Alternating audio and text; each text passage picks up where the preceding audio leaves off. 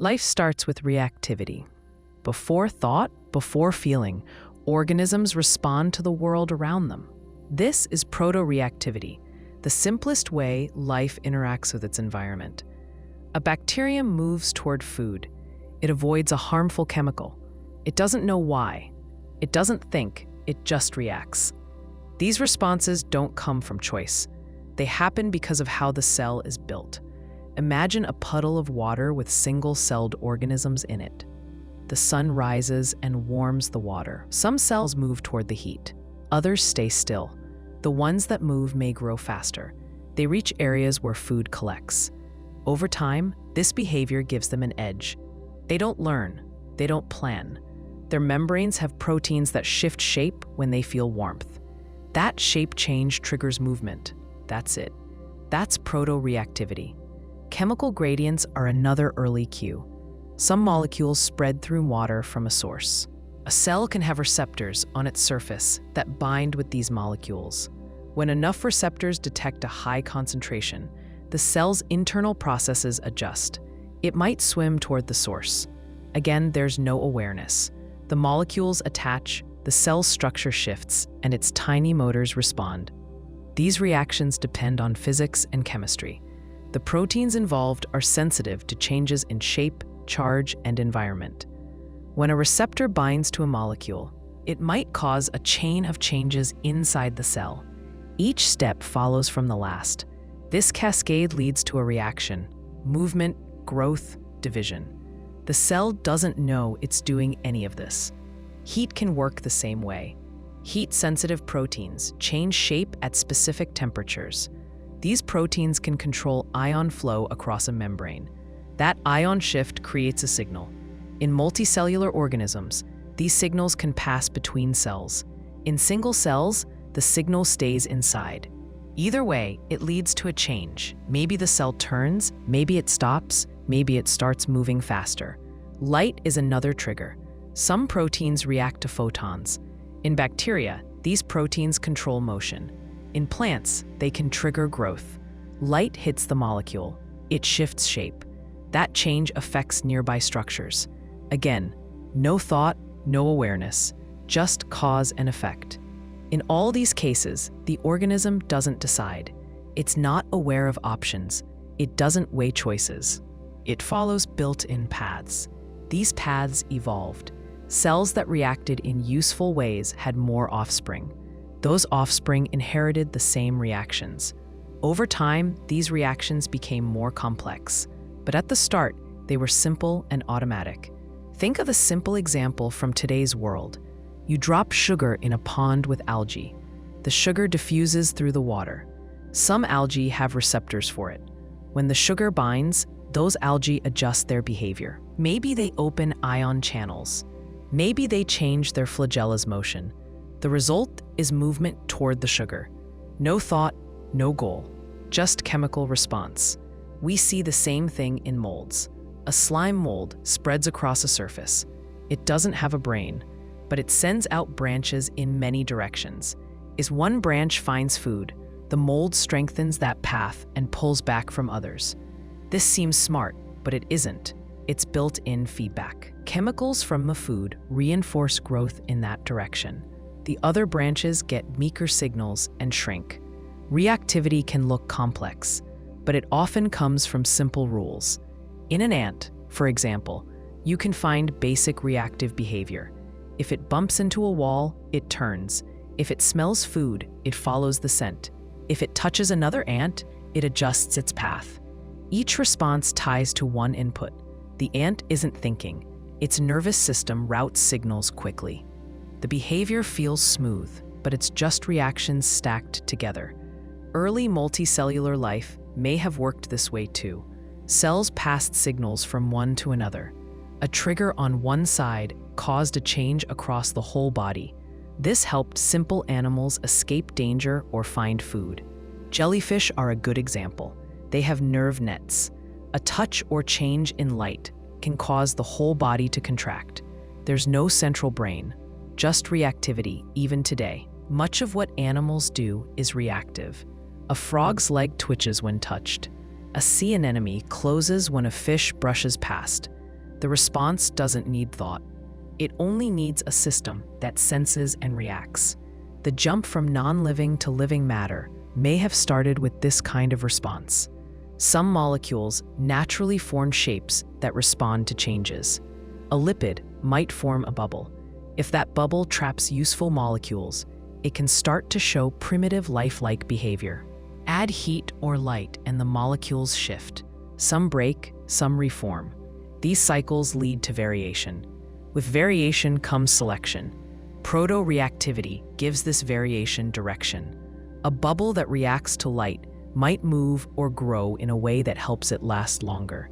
If it holds copies of itself, the trait can spread. Over time, reactions that help survival win out. This doesn't mean all early life looked like cells. Some researchers think early systems were more like networks of molecules. These networks may have formed on surfaces, like clay. Energy from light or heat drove reactions. Some molecules changed shape when hit by photons. Others helped reactions happen faster. If one part of the network helped another, that cooperation might last. Again, the key is that response doesn't mean awareness. You can have behavior without minds. You can have change without plans. Proto-reactivity lives in the small shifts, the tweaks in shape, the flow of ions, the snap of a bond. You see it today in artificial systems too. A robot's light sensor can trigger a motor. The robot turns toward the light. There's no code for want or decide. There's only input and output. This mirrors early life. Replace sensors with proteins, motors with flagella, and code with biochemistry, and the pattern holds. In a lab, you can build a simple system that shows proto-reactivity. Take a lipid vesicle with light-sensitive proteins. Shine a light. The vesicle changes shape. That shape change might cause it to release a chemical. That chemical could affect nearby vesicles. Now you have a simple network. No brain, no memory, but response exists.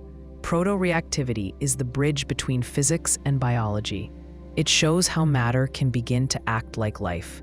It's not magic. It's not even mysterious.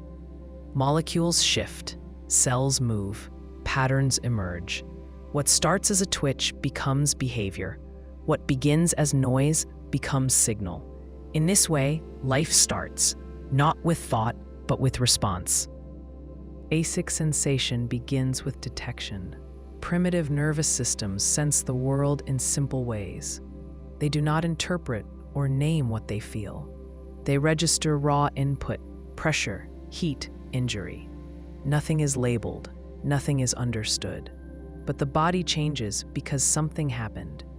Picture a flatworm in shallow water. Its body touches a rock. Certain cells in its skin activate. These are sensory neurons. They respond to mechanical pressure. The signal travels to a cluster of nerve cells. The flatworm moves away. It doesn't know it hit a rock. It doesn't know what a rock is. It only reacts to a change in pressure against its body. These neurons are basic. They have one job: respond to a type of input. Some fire when the body is pushed. Others fire when the temperature changes. Some respond to tissue damage. Each neuron sends a signal when triggered. The signal travels along a nerve. At the end, a muscle moves. That is sensation at its most basic. Input leading to output. There is no awareness here. The organism does not feel in the way humans feel. There is no sense of "I am in pain" or "that is cold." The input is raw. The response is automatic.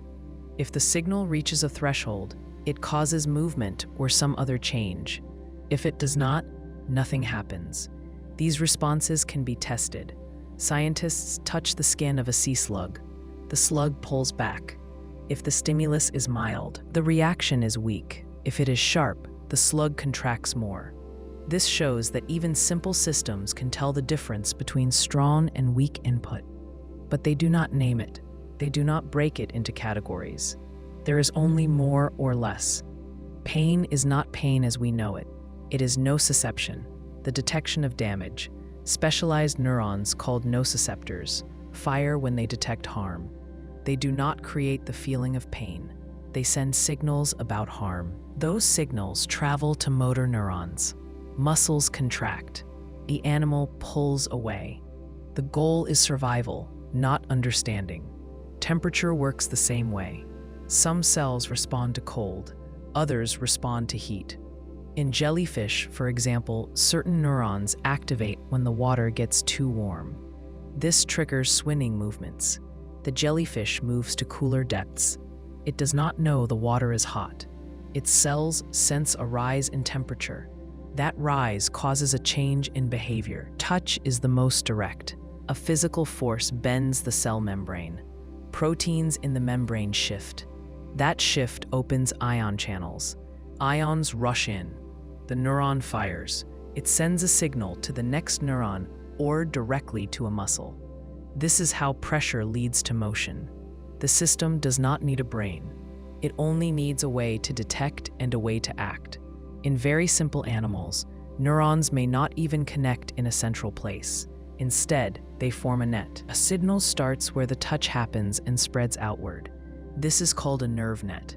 Cnidarians like sea anemones and hydra use these nets. If you touch one part, the whole body may contract. The signal spreads in all directions. There is no up or down, no left or right, only contact and response. In these organisms, sensation is diffuse. There is no clear map of the body. A signal in one place may look like a signal in another. This means the organism cannot localize sensation well. It does not know I was touched on the left. It only reacts to the presence of input, not its location. Over time, more complex systems solve this, but early life does not need it. Moving away is enough. The structure of these systems matters. A neuron's job is to fire or not fire. If it fires, the signal moves. If it does not, the signal stops. The decision depends on inputs. Some neurons need a small push. Others need many inputs at once. This is how early systems filtered noise. A weak signal might be ignored. A strong one might cause a full-body response. The leech offers a good case. It has segmental ganglia, small clusters of neurons in each part of its body. If you touch the front, neurons in that segment activate. The ganglia decide what to do. The fry contracts and the back extends. The leech moves away. It does not need a brain to make this decision. Each segment handles its own input. This keeps responses fast. Chemicals can change how sensitive these neurons are. After a strong stimulus, some systems become less responsive. This is called habituation. It helps the animal avoid reacting to harmless, repeated input. In the sea slug aplysia, for example, a light touch causes the gill to withdraw. If the touch repeats with no harm, the response weakens. The nervous system adjusts. It saves energy by ignoring known signals. In contrast, if the touch is paired with a shock, the response grows. This is sensitization. It primes the system to react faster and harder. These are not signs of thought. They are shifts in the way neurons fire. The system changes based on input history. No memory is stored as an idea. The memory lives in the strength of the signal paths. Different inputs use different types of channels. Temperature-sensitive neurons rely on proteins like TRP channels. These open at specific heat levels. When the channel opens, ions enter. The neuron fires. This signal then affects the rest of the body. A sudden rise in heat causes motion. A drop might slow movement. The system balances around survival. In worms, light touch and hard pressure use separate cells. Gentle pressure fires one type. Painful force fires another. The outputs are different. One might cause the worm to stop. The other might cause it to thrash. The animal cannot say what happened, but it behaves in a way that matches the input's strength. You can find similar systems in larval fish. Their bodies react to changes in water flow.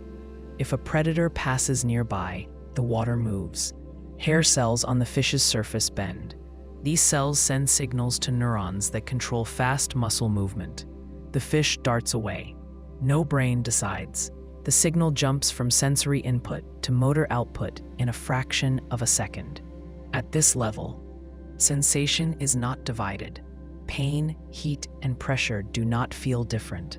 They cause different patterns of activation. That is all. The system does not label input. It reacts based on intensity, duration, and spread. These patterns guide the next move. The step from proto-reactivity to basic sensation lies in the use of neurons. Neurons allow faster, more targeted responses. A cell with a receptor can detect. A neuron can detect and send that signal far away. This speeds up behavior. It allows more complex movement, but it does not yet allow awareness. The signals still go one way. They start with an outside force. They cause an internal shift. That shift leads to action. There is no reflection, no model of the world, just raw input and the chain reaction it causes.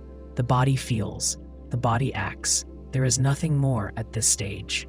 Reflex loops are automatic. They happen fast, without thought. They protect the body and keep it alive. Early animals used reflexes to survive in a world full of threats. These reactions were simple and hardwired, built into the body. They did not come from learning or memory. They came from the way nerves and muscles connected. Imagine a small fish swimming in a stream. A shadow moves overhead. The fish jerks to the side. This is not a decision. The image of the shadow travels from the eye to the brainstem. There, a reflex pathway activates. A signal goes straight to the muscles. The fish escapes in less than a second. If it waited to think, it might die. This type of reflex loop is fast because it skips higher brain areas. In more complex animals, the signal might reach the spinal cord but never reach the brain. In even simpler animals, it might travel across a nerve net or between ganglia. The key is speed. A reflex protects by acting before thought. Insects offer many examples. A cockroach touched on one side of its body runs in the opposite direction. It does not stop to process the type of touch. It does not compare options. The input goes straight to the motor system. The result is flight. The pattern is fixed. The same input always causes the same action. The same logic applies to freeze responses. A frog caught in a predator's gaze may go still. This response is not passive. It is active inhibition. The brainstem stops movement. The muscles lock in place. This helps the frog avoid detection. The reflex is not about logic. It is about survival. In vertebrates, reflex loops often pass through the spinal cord. The classic example is the knee-jerk reflex. A tap on the tendon stretches the muscle. Receptors in the muscle fire. The signal goes to the spinal cord, where it connects with a motor neuron. The motor neuron fires. The muscle contracts. The whole process happens in less than 1/10 of a second. The brain is not involved. Other reflexes are more complex. The withdrawal reflex pulls the body away from harm. Touch something hot and your hand snaps back. This involves several muscles and joints. Yet it is still automatic. The sensors in the skin detect heat. The signal moves to the spinal cord. There it branches. One path activates muscles that pull the hand back. Another path inhibits opposing muscles so they relax. This balance creates smooth, quick motion. Some animals show reflexes that combine movement with vocalization. A mouse startled by a sudden noise may squeak and run. The sound, like the movement, is part of the reflex. It can warn others nearby. It also startles the predator. This kind of reaction is shaped by evolution. It is fast, fixed, and helpful. Fight reflexes also appear early. In some animals, a sudden threat causes a lunge or bite. The signal comes from the sensory system, moves through midbrain areas, and activates muscles in the jaws or limbs. These reactions are not thought out. They are built in. In reptiles, for instance, a touch near the tail may cause a whip-like motion. This is not a decision. It is a reflex arc. Reflex loops do not always act alone. They can link together. A reflex in one part of the body may trigger another reflex somewhere else. For example, pressure on the foot can cause the leg to lift and the opposite leg to stiffen. This keeps balance while moving. The loops coordinate across the body without a central plan. In fish, the Meutner cell is a clear example of a reflex hub. This large neuron sits in the brainstem. A sudden sound or movement activates it. The cell fires once, hard and fast. That single pulse sends a signal to muscles on one side of the body. The fish bends and darts away. This reaction is consistent. If the Meutner cell is removed, the escape response disappears. The reflex depends on that specific structure. Reflexes can also control basic life functions. Breathing, heartbeat, swallowing all use reflex arcs. These loops adjust to the body's needs without conscious input. If carbon dioxide rises, sensors in the blood vessels send a signal to the brainstem. The breathing muscles contract more often. The body gets more oxygen. No choice is made. The system reacts to internal cues. In baby mammals, sucking and rooting are reflexes. A touch on the cheek leads the baby to turn and open its mouth. These movements help the baby feed. They do not depend on training. They are active from birth. Over time, they fade or get replaced by voluntary control. Startle responses are among the fastest reflexes. A loud noise or a flash of light causes the whole body to jerk. Eyes blink, shoulders rise, arms bend. The circuit runs through the lower brain and spinal cord. It bypasses thinking. The reaction is fast because it might save the animal's life. In amphibians and reptiles, strike reflexes can happen even without a brain. A decapitated snake can still bite if touched the right way. This shows that the reflex circuit lives in the spinal cord. It does not need the brain to work. The parts of the body below the brain can react on their own. This type of hardwiring shapes behavior. Reflexes are not learned. They do not change from one experience to another.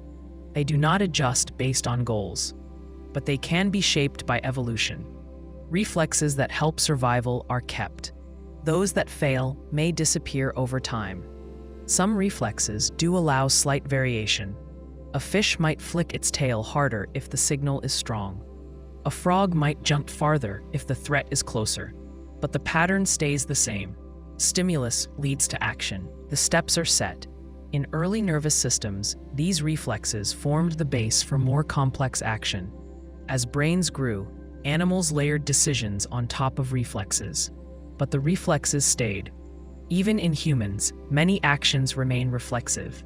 We blink at fast movement. We pull back from heat.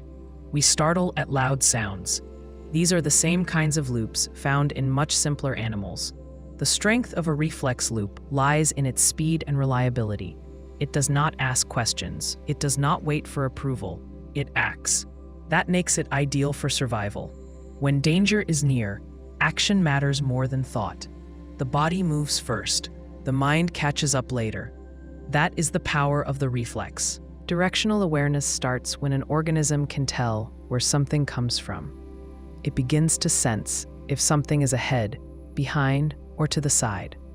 This gives it a major advantage. It no longer reacts only when something touches it.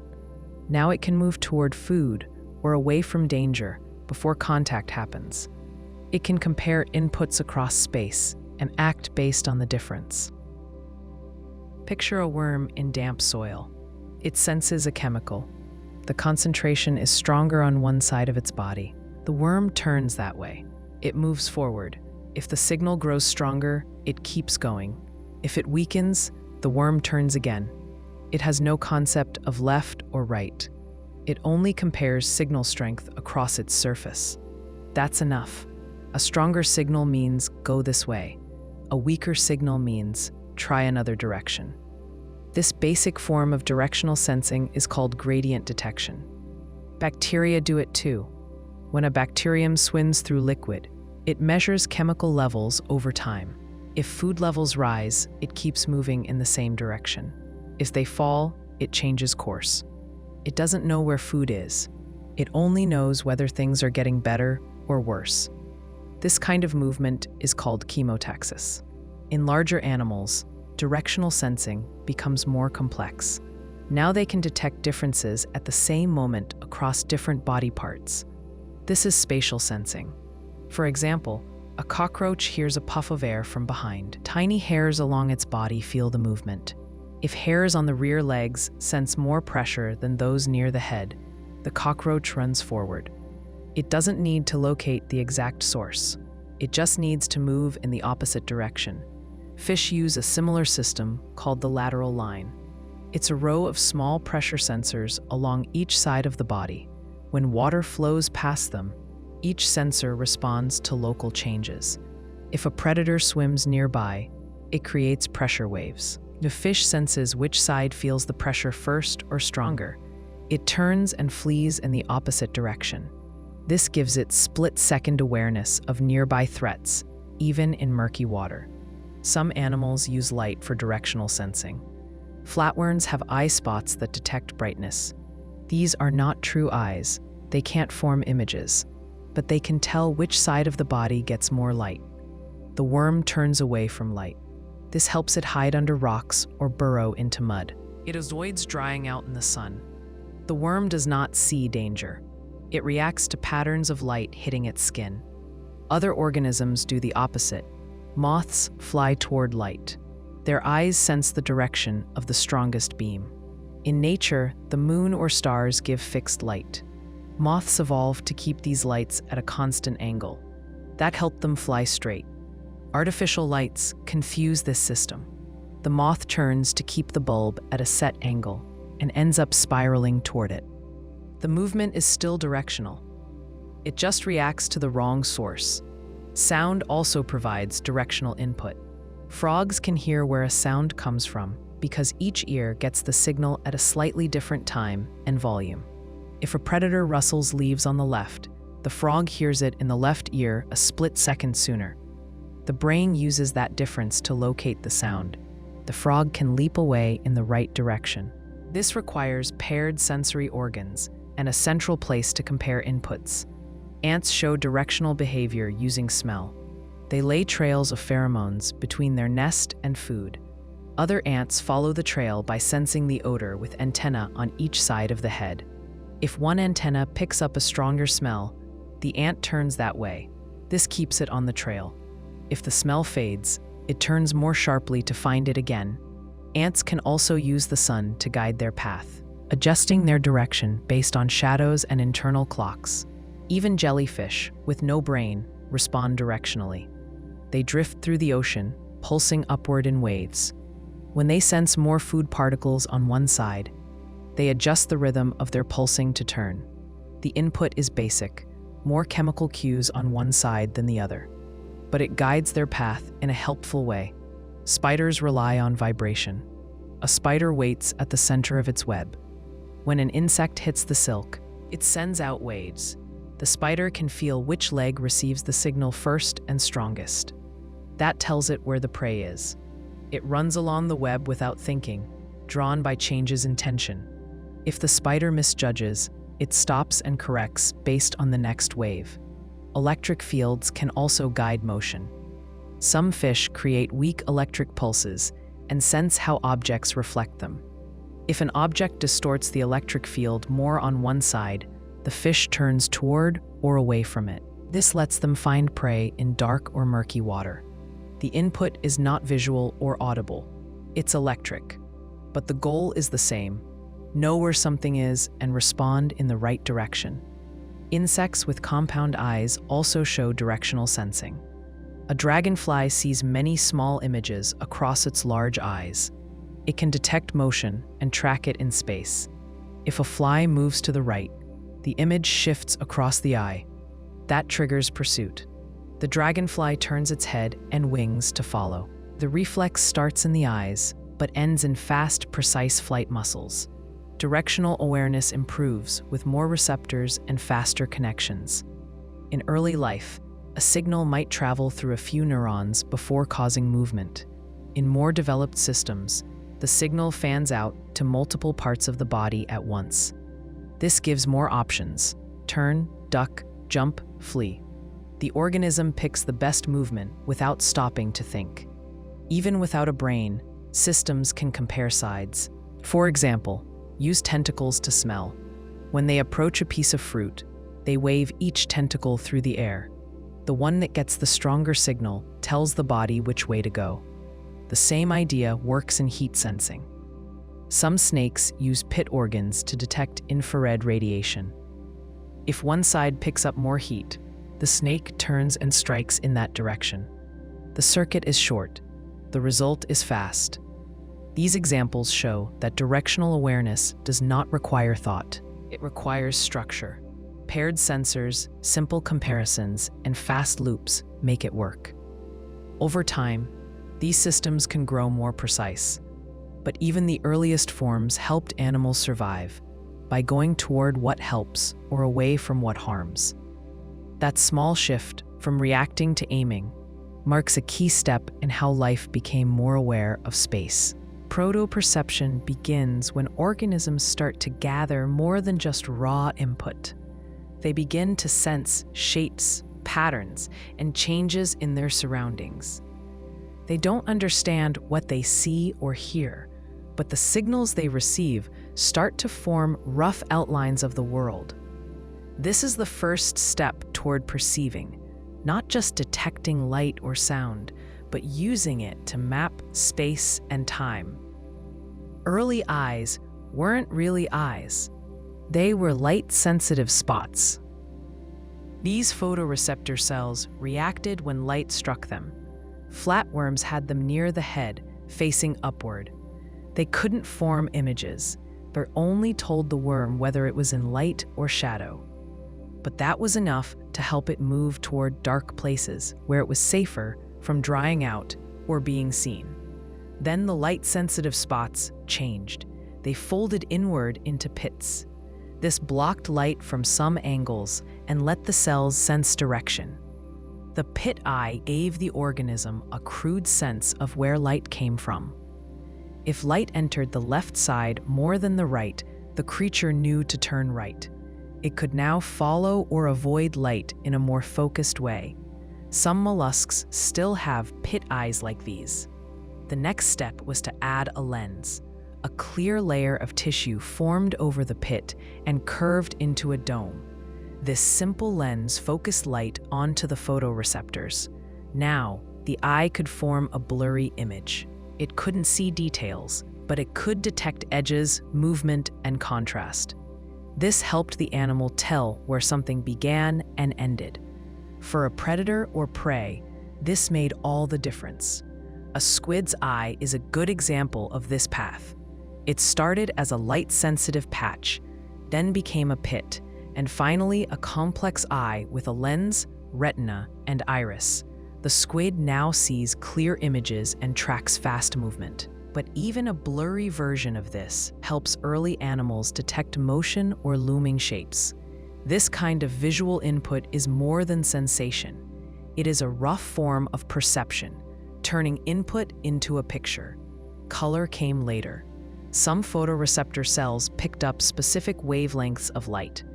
One cell type responded best to short waves, blue, another to long waves, red. When both types fired together, the organism sensed a range of colors. Early animals may have used color vision to tell ripe fruit from green leaves, or to spot mates with bright markings. The information wasn't labeled as red or blue. It just gave more detail. The mantis shrimp is an outlier. It has up to 16 kinds of photoreceptor cells, far more than humans. But more cells don't always mean better perception. What matters is how the brain, or brain-like structures, combine the input. Early perception was likely basic, dark or light, moving or still, same or different. Hearing evolved along a different path. At first, it wasn't hearing at all. It was vibration detection. Insects, for example, have hairs on their legs or bodies that move when the air shifts. These hairs connect to nerve cells. When the hair moves, a nerve fires. This helps the insect detect nearby movement, like the flap of wings or a step on the ground. Some aquatic animals use lateral lines to sense pressure waves in water. This let them detect nearby motion without seeing it. If something swam past, the wave hit sensors along the body. The fish or amphibian responded by turning or darting away. These sensors didn't pick up sound in the way we know it. They detected changes in pressure. Over time, certain organs grew better at picking up these pressure changes in a more focused way. The inner ear in fish is a small chamber with tiny bones or crystals that move when sound waves hit. Hair cells inside the chamber bend from the motion and send signals to the brain. This gives the fish a sense of direction and intensity. Sound is now more than vibration. It has pitch and volume. Land animals added more layers. As creatures moved out of the water, they needed new ways to detect airborne sound. The eardrum evolved, a thin membrane that vibrates when hit by sound waves. Small bones behind the drum pass the vibration into a fluid-filled chamber. There, hair cells translate motion into nerve signals. This gives the animal a way to hear distant footsteps, calls, or danger. Early frogs and reptiles likely used this system to detect basic sounds. They couldn't hear as many frequencies as modern animals, but they could pick up the sounds that mattered: calls from others, rustling leaves, a predator's hiss. Each sound carried meaning. Even if the animal didn't know what it meant, it still shaped behavior. Aloud. Sharp sound might cause freezing or flight. A soft call might draw the animal closer. Some insects hear with their legs or wings.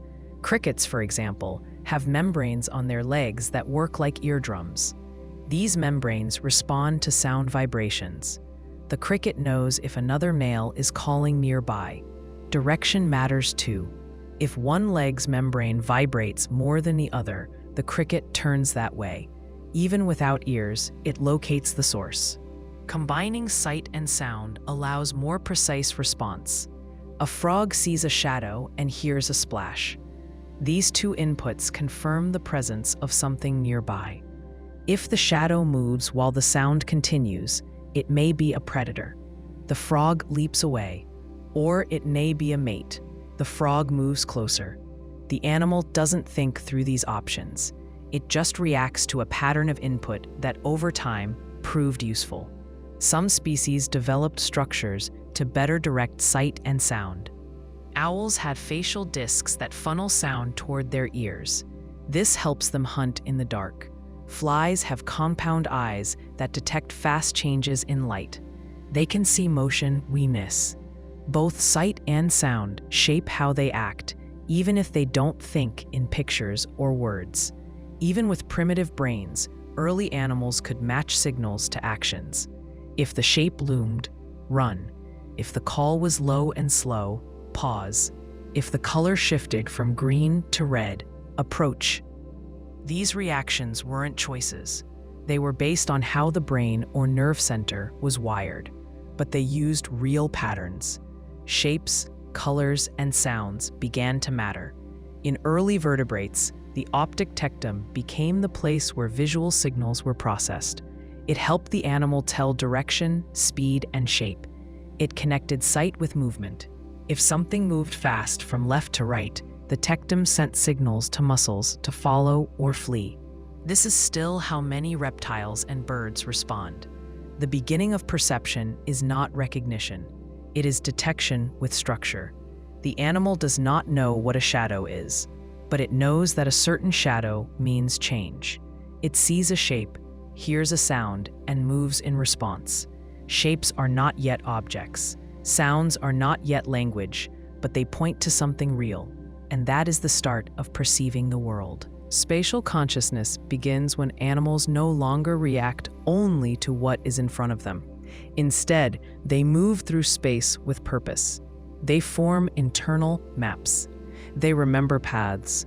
They return to food, avoid danger, and find shelter, even if those things are not visible. This kind of awareness changes how they live. It lets them plan routes, not just respond to cues. A good example is the desert ant. It walks far from its nest in search of food. The desert has few landmarks, and the trail disappears in the sand. But the ant still returns straight to the nest after finding food. It does this using path integration. As it walks, The ant tracks the direction and distance of each step. It adds these movements together, building a rough map in its nervous system. When it turns to go home, it walks a direct line. This kind of navigation doesn't rely on sight alone. The ant combines inputs from the sun's position, polarized light patterns in the sky, and its own movement. It doesn't see the nest, it feels where it should be. If you pick the ant up and move it sideways, it walks to where the nest would have been, based on its map. Bees use different tools. When they find a rich source of nectar, they return to the hive and perform a waggle dance. This dance shows the direction and distance of the food. Other bees watch the angle of the dance relative to gravity. They use that to figure out the food's position based on the sun. This only works if the bees have an internal sense of direction and a shared frame of reference. That means they have a map of space in relation to the hive, the sun, and other landmarks. Birds migrate thousands of kilometers using spatial memory. Many species learn the layout of coastlines, mountains, and stars. They adjust course based on Earth's magnetic field, which they sense through cells in the beak or eyes. They use multiple layers of information to form a map. A young bird may learn this map by following older birds. But once the map is set, the bird can travel on its own, returning to the same place year after year. Rodents also build maps, but on a smaller scale. A rat in a maze does not just learn turns. It creates a layout in its brain. It uses this map to take shortcuts or find new paths when the old ones are blocked. This was first shown in lab experiments where rats were trained to find food at the end of a maze. When the walls changed, the rats adjusted their routes without trial and error. They weren't just remembering steps. They knew where the food was in space. Inside the rat's brain, scientists found cells that fire when the rat is in a specific spot. These are called place cells. Each one activates in a certain location. Together, they form a kind of map. Some cells respond to direction, others to distance or borders. These cells exist in the hippocampus, a brain region involved in memory and spatial navigation. Other animals have similar cells. Bats use sonar to map three-dimensional space. They send out high-pitched sounds and listen for echoes. The time delay and pitch shift in the return signal tell the bat how far and in what direction objects are. In the bat's brain, neurons light up when it flies near certain places. The map is real, made of neural activity. Fish also build spatial memory. A goldfish in a tank with landmarks, like a rock or a plant, learns where food appears. If you remove the landmark, the fish still swims to the right area. It used the landmark to anchor its memory, but the memory doesn't vanish with the object. It's stored. This shows that even animals without complex brains can build and use mental maps.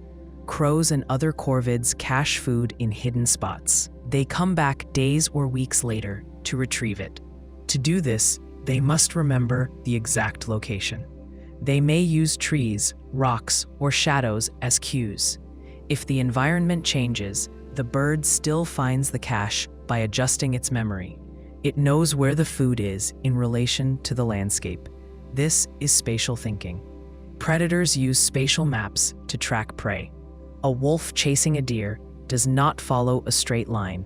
It cuts off escape routes. It predicts where the deer will run and gets ahead. This needs more than reflex. The wolf must hold a picture of the terrain in its mind.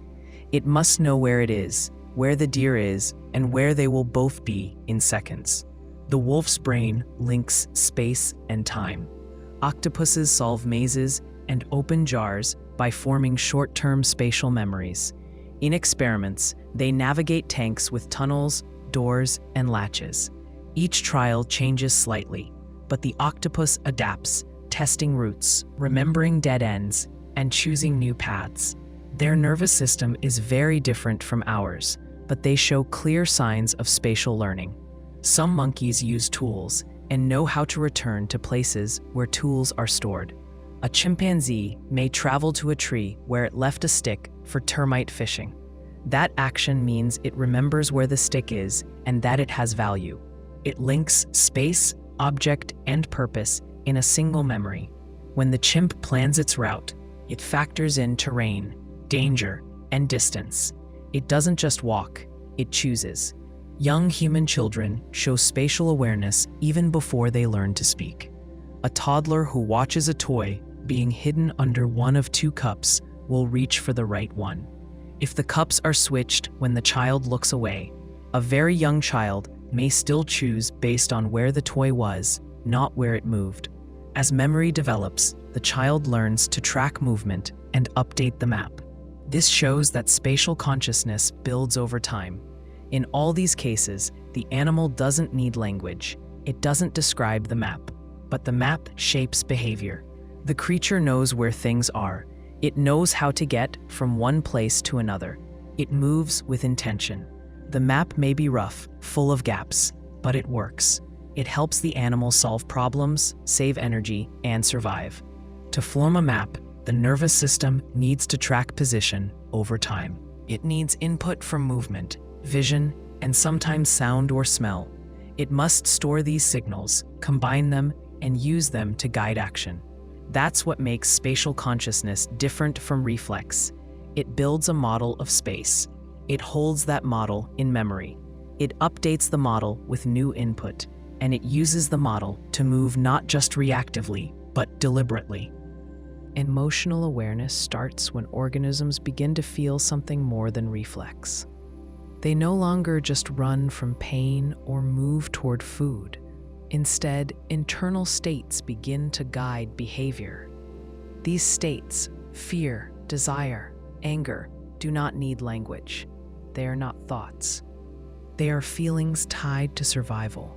Fear is likely the first and most important of these. It keeps animals alive. When something dangerous appears, fear pushes the body to act fast. Muscles tense, the heart beats faster, breathing changes. These signs appear in fish, reptiles, birds, and mammals. A mouse that smells a cat freezes. It doesn't think that's a predator. It feels threat in the body. That feeling shapes what it does next. Fear comes from deep inside the brain. In mammals, a small region called the amygdala controls this response. When it detects danger, it sends signals to other parts of the brain and body. The result is a full body shift, more than just a reflex, but still automatic. Even in simpler animals, brain regions like the hypothalamus carry out similar roles. The structures may differ, but the function remains. Detect danger, trigger fear, drive escape or defense. Desire works in a different way. It draws the body toward something: food, warmth, a mate. Desire builds motivation. A hungry animal explores. A thirsty animal searches. The desire is not a thought. It is a need felt in the body. In mammals, dopamine pathways link desire to reward. When the animal finds what it needs, the brain reinforces that path. It becomes more likely to do the same thing again. Imagine a bird in spring. It hears a call and feels an urge to respond. It builds a nest, sings, defends a space. These actions are not random. They follow the pull of internal states. The bird doesn't reason through the steps. Its body and brain are wired to want and act. The feeling of desire gives direction to behavior. Anger may begin as a response to blocked goals or threats to control. When an animal is cornered, it may switch from fear to aggression. Anger helps fight back. It raises strength, lowers pain response, and focuses attention. A snake that cannot escape may hiss and strike. A monkey pushed from food may bare its teeth and lunge. These are signs of internal states. They do not mean the animal plans revenge. They show the system shifting toward conflict. In social animals, emotions shape group behavior. A young wolf that plays too rough may be growled at. It feels fear and submits. That response teaches limits. It happens again and again until the wolf learns how to behave in the pack. The emotional signals, Growl, whimper, tail posture keep the group together. They carry meaning without words. Elephants show strong emotional reactions to loss. When a member of the herd dies, others gather around the body. They touch it, stand in silence, and sometimes return to the spot later. These actions suggest more than reflex. The elephants feel something. They change their behavior in response. While we cannot know what the feeling is, the pattern shows a lasting shift in state. Emotions also help memory. A strong feeling at the time of an event makes it easier to recall later. A bird that eats a bright bug and gets sick avoids that color in the future. The disgust is not just taste. It is a full reaction: shake of the head, refusal to eat, avoidance later. The memory sticks because it matters. The feeling helps the animal remember what to avoid. Lizards respond to stress with body color changes, hormone shifts, and flight behavior. These are signs of internal state changes. Though we may not call it emotion in the human sense, the process is close. The input causes a shift in the whole system, not just a small reaction. That shift helps the animal choose what to do. Octopuses show signs of individual temperament. Some explore more, some hide more. In lab settings, they react differently to the same object. One might attack, another might retreat. These differences suggest internal states that vary from one individual to another. The behavior is not just from the stimulus, but also from what the animal feels at the time. In mammals, young animals show attachment behavior.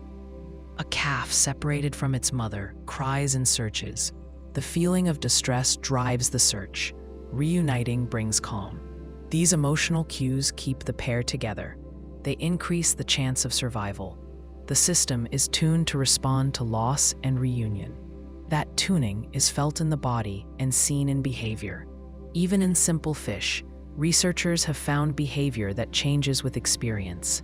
A fish placed in a tank with no hiding spots may become still and pale. It avoids the center and hugs the walls. Later, when placed in the same tank, it reacts before any threat appears. It remembers the state of stress and acts accordingly. That memory is tied to the feeling of fear. The fish is not just learning a location. It is learning how the place made it feel. Hormones play a major role in all of this. Cortisol rises under stress. Oxytocin increases during bonding. Testosterone shifts with dominance and challenge. These chemicals affect behavior, memory, and physical response. They carry the emotional state throughout the body. In birds and reptiles, similar hormones serve similar functions. The details change, but the pattern holds. Emotion helps with choice. A hungry animal may avoid risk. A frightened one may stop eating. The internal state filters what matters. It does not plan, but it selects. It boosts some options and blocks others. This is not thought. It is a shift in readiness. A hawk that sees prey and feels hunger locks on and dives. A hawk that is full may glance and move on. The world is the same. The internal state makes the difference. Group animals use emotional signals to keep order. A chimp that shows submission lowers its eyes and reaches out. A dominant one may bluff, scream, or pound the ground. These displays work because others feel something when they see them. Fear leads to retreat. Calm leads to approach. The signals trigger states, and the states guide action. In humans, emotions link to language and thought, but at the core, they remain physical. A racing heart, tight chest, dry mouth, these come first. The label fear or joy comes later. The feeling begins in the body. Other animals may not label it, but they still feel it. The signs are there in posture, sound, and choice. Early emotional systems were basic, but even basic feelings shaped how animals survived. They pushed behavior in helpful directions. They made memories stronger. They helped groups hold together. They gave action purpose. Without thought, without words, animals began to feel, and feeling changed what they could do. Social recognition begins when animals can tell one individual from another. This ability allows them to form groups, avoid fights, and build cooperation. It adds a new layer to survival, not just reacting to the environment, but adjusting behavior based on who is nearby. Early signs of social awareness appear in insects. Ants from the same colony recognize each other by smell. Each ant carries a chemical signal on its body, a kind of scent code. If an ant meets another with the right scent, it allows them to pass. If the scent is wrong, it attacks. The ant does not know the other, but it sorts friend from stranger using built-in rules. The colony depends on this. Without it, enemies or outsiders could steal food or kill the queen. Bees also use chemical recognition. A guard bee checks each bee returning to the hive. If the scent is wrong, the guard blocks entry. This keeps the hive safe. But inside the hive, bees work together. They share food by mouth. They take turns feeding the queen. This cooperation is only possible when each bee knows the others belong. Fish show more advanced recognition. Many fish species live in schools. Within the group, they match size, shape, and swimming pattern. If one fish moves off course, the others adjust to stay together. Some species, like cichlids, remember individuals. A dominant fish may tolerate one specific rival, but chase off another. This means it knows who it's dealing with, not just what kind. It tracks past interactions and changes its behavior based on history. Birds take this further.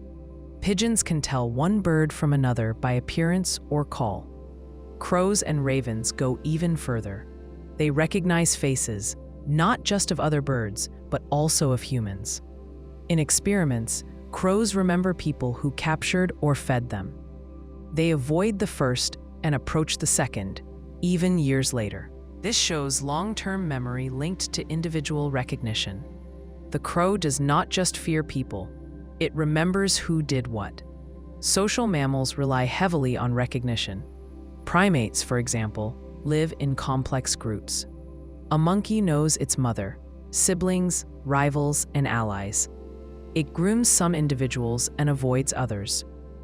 These choices depend on memory.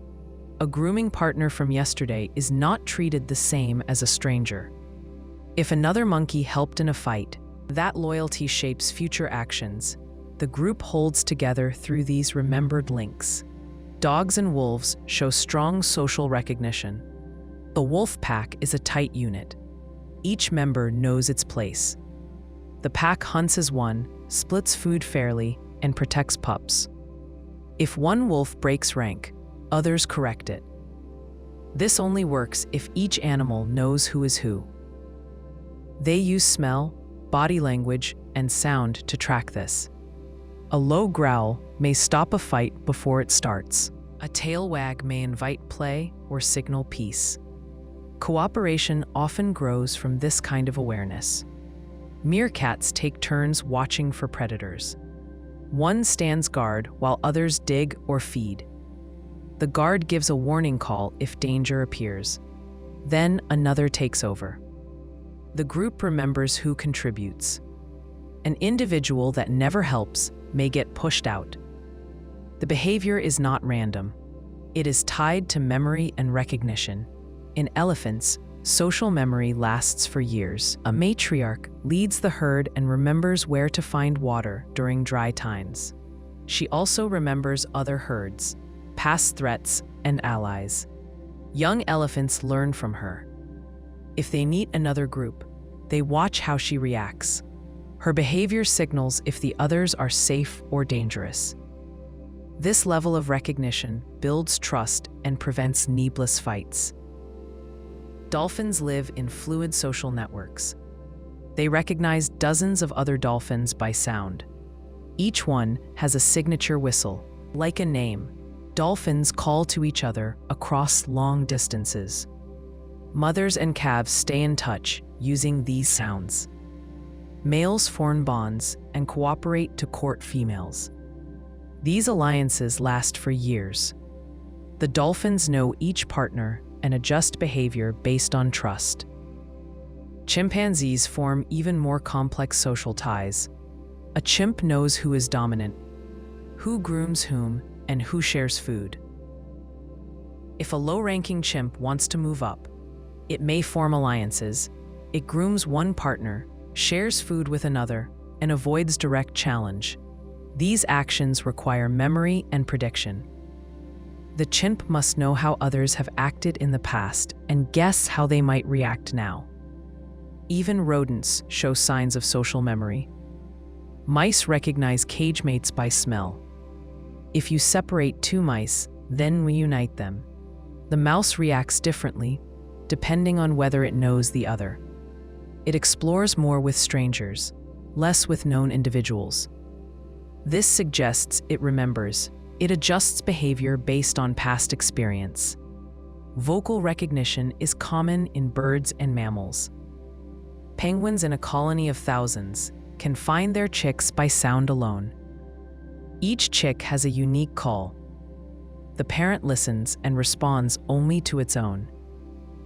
This precision allows tight social bonds, even in crowded settings. Without recognition, the chicks would starve or get trampled. Social behavior also includes play. Young animals play with others they know. A puppy will chase and wrestle its litter mates, but may act cautious with a new dog. The same goes for foxes, lions, and monkeys. Play teaches limits. It builds bonds. It only works when animals recognize each other and trust that the other won't harm them. Grooming is another key sign of social awareness. In primates, grooming builds bonds. A chimp that grooms another is more likely to get help later. The act is both physical and social. It soothes, repairs trust, and signals alliance. Chimps remember who groomed them and for how long. They pay attention to who grooms whom. This information shapes status and loyalty. Social punishment also requires recognition. In a group of birds or monkeys, an animal that breaks rules by stealing food, ignoring danger, or picking fights may get excluded. The others avoid it, chase it off, or stop grooming. The message is clear: you did something wrong. For this to work, the group must remember what happened and who did it. Humans show this behavior early. A baby just a few months old can tell one face from another. It reacts more strongly to familiar caregivers. As the child grows, it learns names, tracks favors, and remembers kindness or harm. These early skills grow into the complex social lives humans live today. But the roots go deep. They start in the brain's ability to store and recall who others are. Oxytocin, a hormone linked to bonding, rises during grooming, nursing, and play in many species. It helps cement recognition and trust. Vasopressin plays a similar role in forming long-term social bonds in some mammals. These chemicals support the brain systems that track and store social information. Without them, recognition weakens and group life becomes unstable. Social recognition turns simple groups into structured ones. It allows animals to build history with each other. They remember who helped, who hurt, who led, and who followed. This memory shapes how they act and who they trust. Without words or rules, they build order. Through scent, sound, touch, and time. Memory formation begins when experience starts to shape behavior. An animal touches something painful and avoids it later. It finds food in one place and returns there the next day. These are not reflexes. They are learned responses based on past events. Memory allows the animal to use what it has already done or seen to guide what it will do next. At its core, memory is a change in the body. It happens when an experience leaves a lasting trace usually in the nervous system. In single-celled organisms, like paramecium, there is no brain, but even they can learn simple patterns. If they swim into a chemical that causes harm, they begin to change direction sooner the next time.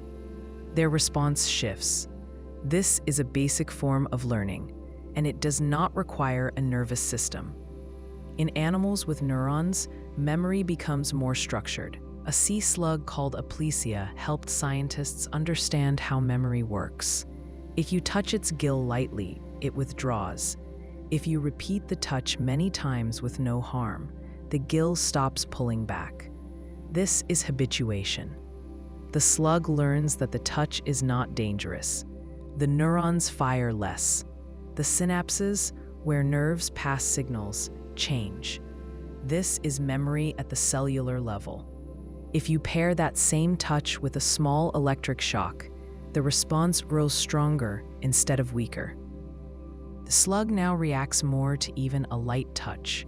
This is sensitization. The animal learns that a simple event may lead to harm. Its system becomes more alert. Again, the change is physical. The neurons release more chemicals, or the synapses stay active longer. Some learning comes through pairing events. In classical conditioning, one signal predicts another. A common example is the bell and food experiment in dogs. If a bell rings every time food arrives, the dog starts to salivate when it hears the bell alone. The bell becomes a signal. The dog remembers the link between sound and reward. It uses the memory to prepare its body for what comes next. Birds show memory in how they store food. A scrub jay hides nuts in several places.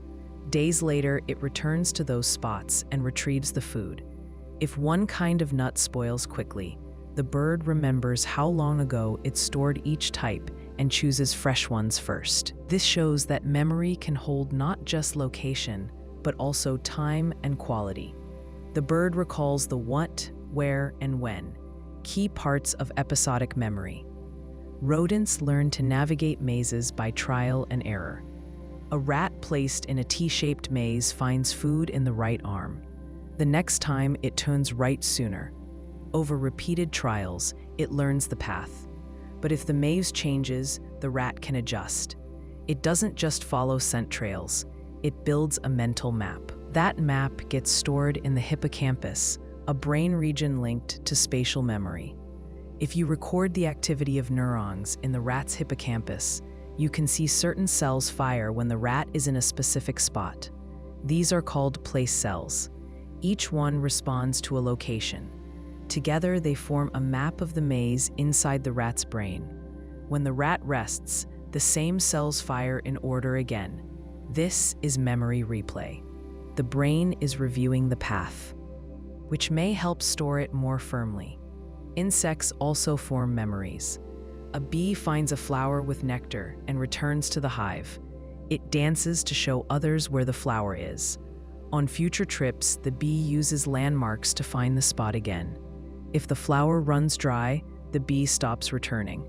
It remembers which paths paid off and which did not. Even with a small brain, the bee can store and use this kind of memory. Fish learn to avoid predators. In one study, fish were shown a fake predator along with a chemical signal that meant danger.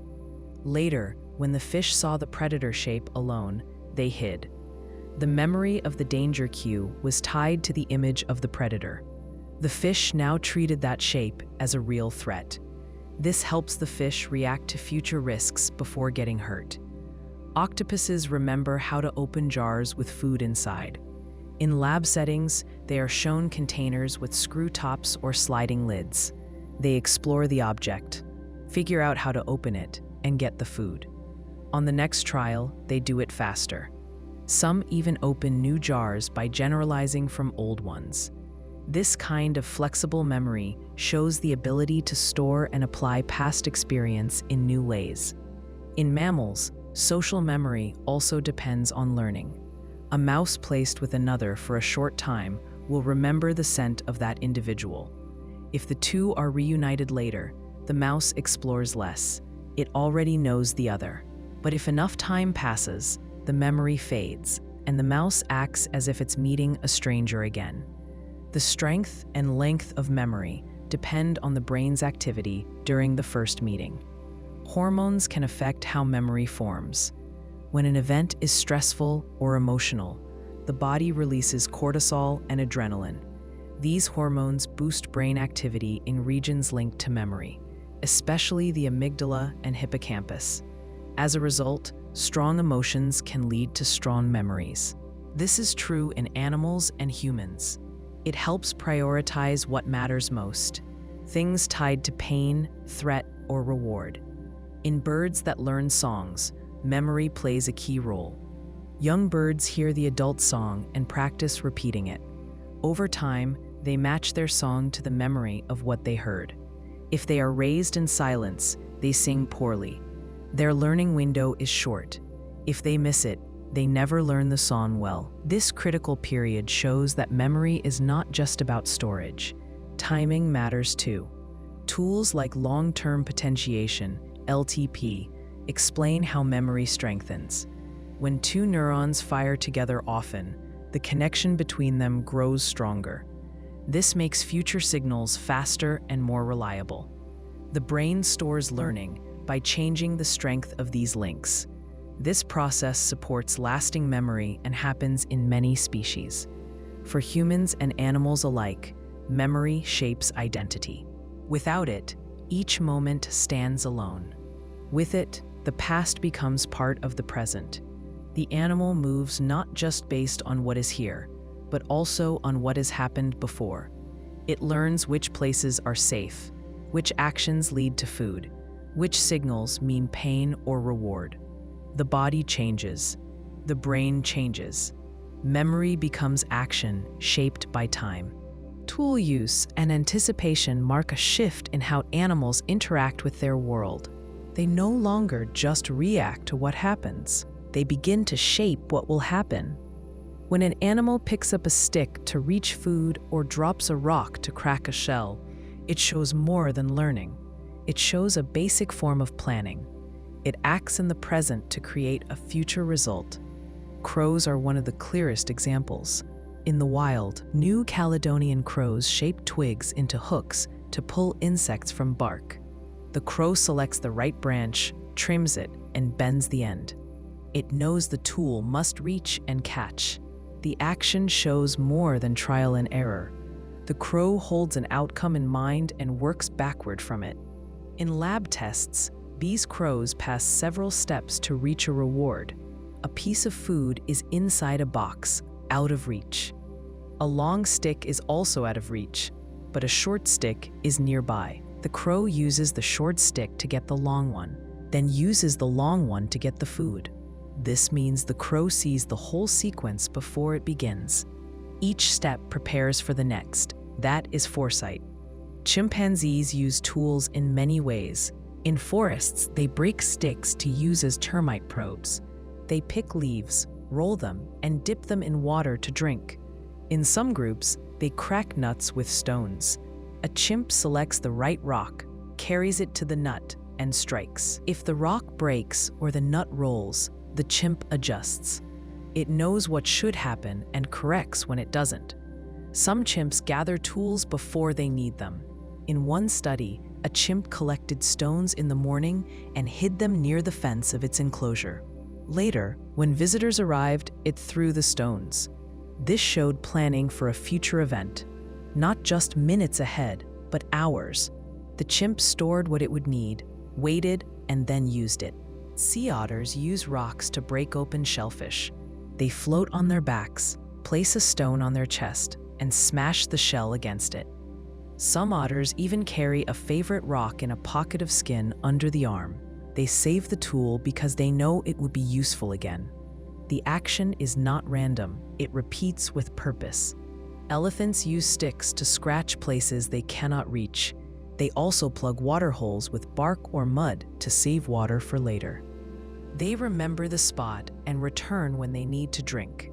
This shows they know the result of hiding water and that the effort has value beyond the moment. The stick or the plug is not food or shelter. It is a means to an end. Even birds like the green heron use tools. The heron drops a feather or stick on the water surface, then waits. When a fish rises to investigate, the heron strikes. The bait acts as a lure. The bird doesn't just fish where the fish are. It changes the scene to make the fish come closer. This is action aimed at a future gain.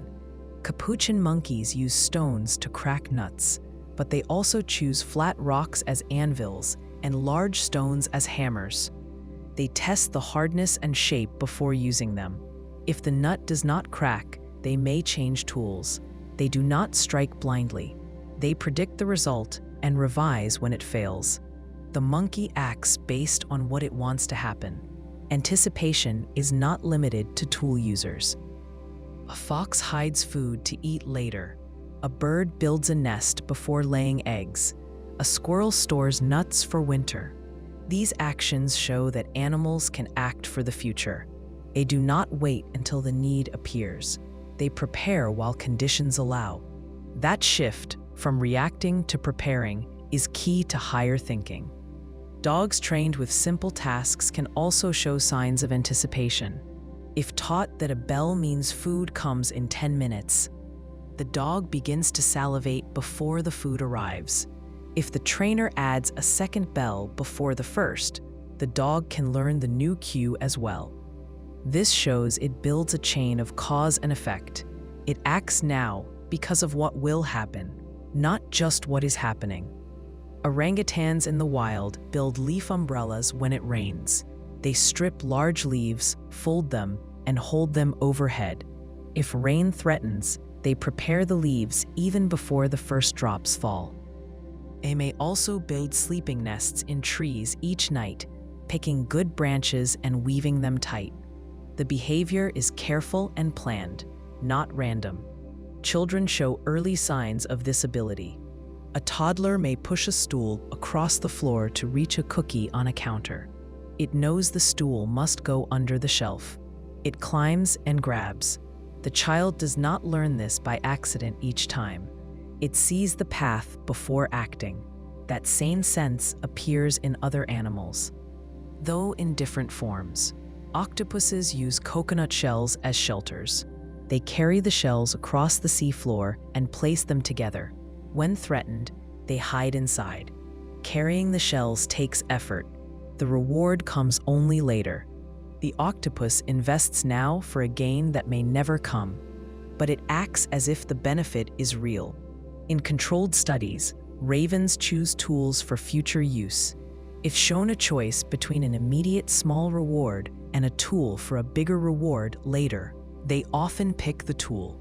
They hold the object, wait for the right moment, and then use it. This kind of delay shows the ability to weigh outcomes and time. Tool use also links to social learning. Young chimpanzees watch adults crack nuts or fish for termites. They try, fail, and try again. Over time, they improve. The skill is not inborn. It is taught by watching and repeating. The young learn not only the action, but the reason for it. They see the outcome and work to reach it. Some birds use metal wires to get food from tubes. In one test, a crow bent a straight wire into a hook to lift a small basket. It had never seen the tool made before. It solved the problem by trial and insight.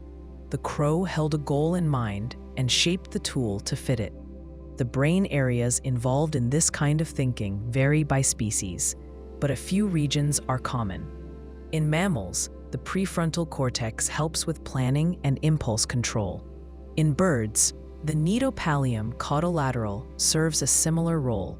These regions store sequences and goals. They help animals hold steps in mind and change them if needed. Tool use and anticipation go hand in hand. A tool serves no purpose unless linked to an outcome. A stick, a rock, a string.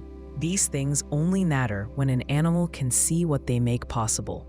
That vision, even in a rough form, shows the mind beginning to stretch beyond the moment. The animal moves from now into what could be. That's where foresight begins. Self-awareness begins with a simple question. Is this me or not me? Before language, before memory of the past or plans for the future, animals must tell the difference between their own body and the world outside it. This separation lays the groundwork for all later awareness. One of the clearest signs of this ability is mirror recognition. The mirror test is simple.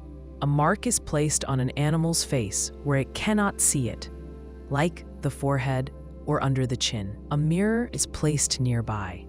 If the animal sees the reflection, touches the mark, and seems to check itself out, that suggests it recognizes the image as itself.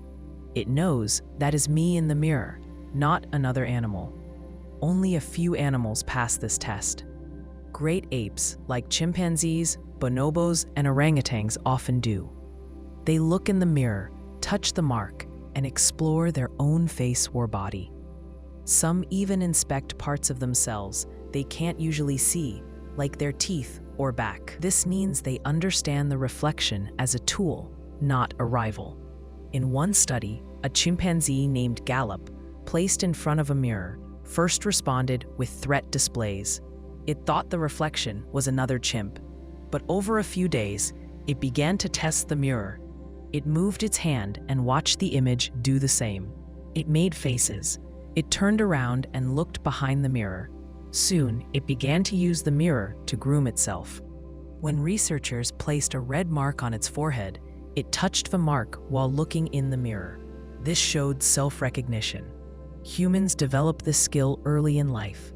A baby younger than 12 months often treats the mirror image as another baby. It may smile or reach out. Around 18 to 24 months, many toddlers begin to recognize themselves. When marked on the nose or cheek, they touch their own face after seeing the mark in the mirror. This shift marks the start of a true self-image. Elephants also pass the mirror test. In one case, an elephant named Happy stood in front of a large mirror in her enclosure. After exploring the mirror and the space around it, she used her trunk to touch a mark on her head she could only see in the mirror. She didn't try to touch the mirror or attack the reflection. She treated it as a source of information about her own body.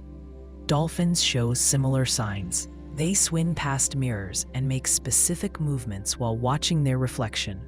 When marked with a colored tag, they swim to the mirror and twist their bodies to check the marked spot. They don't do this when no mark is present. This suggests that the mirror provides them with self-information. They know the body in the glass is their own. Magpies are one of the few birds to pass the test. In one experiment, researchers placed a small colored sticker on the bird's throat, where it could not see it without a mirror. When the bird saw its reflection, it tried to remove the sticker using its beak. It didn't respond that way when given a clear sticker or no mirror. This shows that at least some birds can recognize their own bodies. Many animals fail the mirror test. Dogs often treat the image as another dog or ignore it. They may sniff or bark, but rarely show signs of self-recognition. This may not mean dogs lack self-awareness. They rely more on smell than sight, so mirrors may not give them useful information. A dog may know itself in other ways, just not through vision. Pigeons can learn to use mirrors, but only with training. In one study, pigeons were taught to peck at a spot on their body they could only see in a mirror. Over time, they learned the task. But this involved reward-based training. The behavior did not come naturally. This suggests that the concept of self may exist in degrees and depends on the species and context. The mirror test is not the only way to study self-awareness. Other behaviors point to a sense of self. When a monkey checks whether it can fit through a hole before trying, it shows body awareness. When a bird stores food and later returns to eat it, it shows memory tied to its own actions. These signs may not involve mirrors, but they do involve a sense of "I did this." Rats, for example, can recognize when they make a decision and when they guess. In one study, rats were given a choice between an easy test or a hard one, with better rewards for the hard option. If the rats didn't know the answer, they often chose the easy test. This shows some awareness of their own uncertainty, a form of metacognition. They know what they know and what they don't. In humans, the sense of self grows beyond mirror tests. We tell stories about who we are. We think about how others see us. But those abilities build on a basic sense that our body is our own. The mirror is a tool that shows how deep that sense goes. Animals that recognize themselves in mirrors have taken a step toward understanding their own presence in space and time. When a chimp grooms itself in a mirror, it acts with intent. It connects what it sees with what it feels. The hand in the mirror matches the hand it moves. The face in the glass shows the same mark. This link between image and action builds the concept of self. It says, I am here. I am separate from the rest. Not all self-awareness looks the same. An animal that fails the mirror test may still track its own movement. A dog chasing its tail knows the tail is part of its body. A fish fleeing a predator uses its own position to steer. These are signs of bodily self-awareness, even without recognition in a reflection. Some researchers argue that mirrors test visual self-awareness, not full self-concept. An animal may know its body, but not recognize its image. Others may recognize the image, but not link it to the deeper idea of self. These are different levels of awareness. Each one adds to the picture of how animals understand themselves. In the wild, self-awareness helps with social life. A chimp that knows its place in the group behaves differently toward higher and lower-ranking members. A dolphin that understands its own actions can play games, teach others, or mimic human movements. These skills require a sense of agency, knowing who is acting and why. The mirror test remains one tool among many. It shows that some animals have crossed a line. They see themselves not just as moving bodies, but as objects in the world. They use vision to gather information about themselves. That small insight changes how they act. They are not just part of the world. They are aware of their part in it. Empathy and deception begin with the same skill, the ability to understand what others feel or intend. When an animal senses distress and offers comfort, it shows empathy. When it hides its true goal to get what it wants, it shows deception. Both rely on reading others and using that information to guide behavior. This kind of social awareness shapes how animals live, bond, and compete. Empathy starts with basic matching. A newborn monkey hears another cry and begins to cry too. This is not thought-out concern. It's an automatic response. But it helps the baby link its state to someone else's. The same thing happens in human infants. When one baby cries in a room, others often follow. The reaction spreads. It comes from shared nervous systems, not shared thinking. As animals grow, they show more targeted responses. A chimp sees another in pain and touches or grooms them. It may sit close or offer food. This behavior comforts the other, but it also shows that the chimp understands something is wrong. It doesn't just react to noise or movement. It responds to the emotional state. Elephants give strong examples. If one elephant falls or is injured, others may gather around it. They touch the body with trunks, stay nearby, or try to lift it. In some cases, they bring food or water. These actions don't help the group directly. They seem to come from a shared sense of concern. When a calf cries, mothers and even unrelated females respond quickly. The group holds together in part because its members care for each other. Rats have also shown signs of empathy. In experiments, one rat is trapped in a small container, another is free. The free rat works to open the container and release the other. If the two rats know each other, the helper works faster. Even when there's a choice between freeing the trapped rat or getting chocolate, many rats help first. This suggests they recognize distress in others and act to reduce it, even at a cost. Empathy also helps with cooperation. In wolves, pack members often adjust their behavior to match the needs of others. When a pup struggles to keep up, Adults slow down. When one wolf leads a hunt, the others follow cues and work as a team. These actions rely on reading each other's signals: body posture, sound, pace. The group succeeds when its members stay attuned to one another. But the same skill, understanding others, can be used in other ways. Deception starts when an animal hides its intent or misleads others. This is more than instinct. It involves knowing what another animal sees or believes, and then acting to change that. Primates offer clear examples. A low-ranking chimp spots a hidden food source. If others are watching, it pretends not to notice. It may walk away and return later, alone. Or it may take a roundabout path to avoid drawing attention. These actions suggest the chimp understands what others can see. It chooses to act in ways that keep others from knowing what it knows. In one case, a chimp used a leaf as a screen to hide food from another. It held the leaf between the food and arrival until the coast was clear. This kind of behavior shows planning. It also shows that the chimp can manage what others know or don't know. Deception also shows up in monkeys. In groups of macaques, subordinates sometimes give false alarm calls. They scream as if a predator is near, causing the group to scatter. While others flee, the caller grabs food or mates. This trick works only if the others trust the signal. If used too often, the group learns to ignore the caller, so the strategy must be used carefully.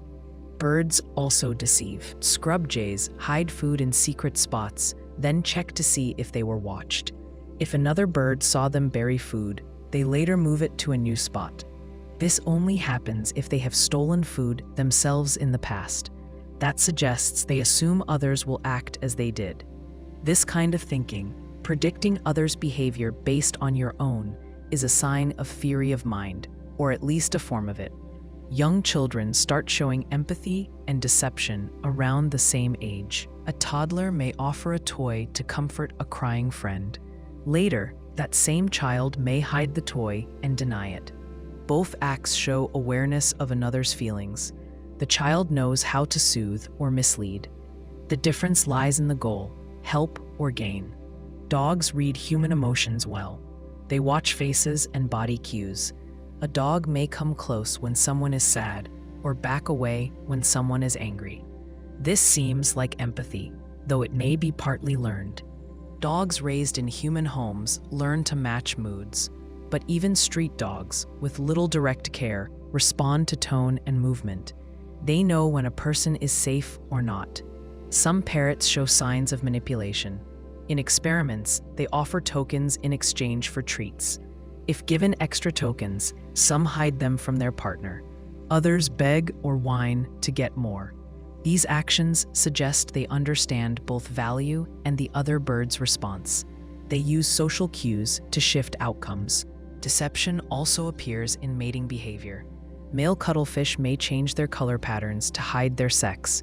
When a rival male is near, they show female colors on one side of the body, the side facing the rival, while flashing male colors to a potential mate on the other. This trick lets them get close to the female without triggering a fight. It only works if the rival believes the display. This means the cuttlefish must manage how others see it. In social groups, both empathy and deception help individuals succeed. Empathy builds trust. Deception gets around limits. Animals that do both well tend to rise in rank or get better access to resources. They balance care with cunning. A chimp may share food one day, then cheat a rival the next. The key is knowing when to show kindness and when to hold back. These skills need memory and flexible thinking.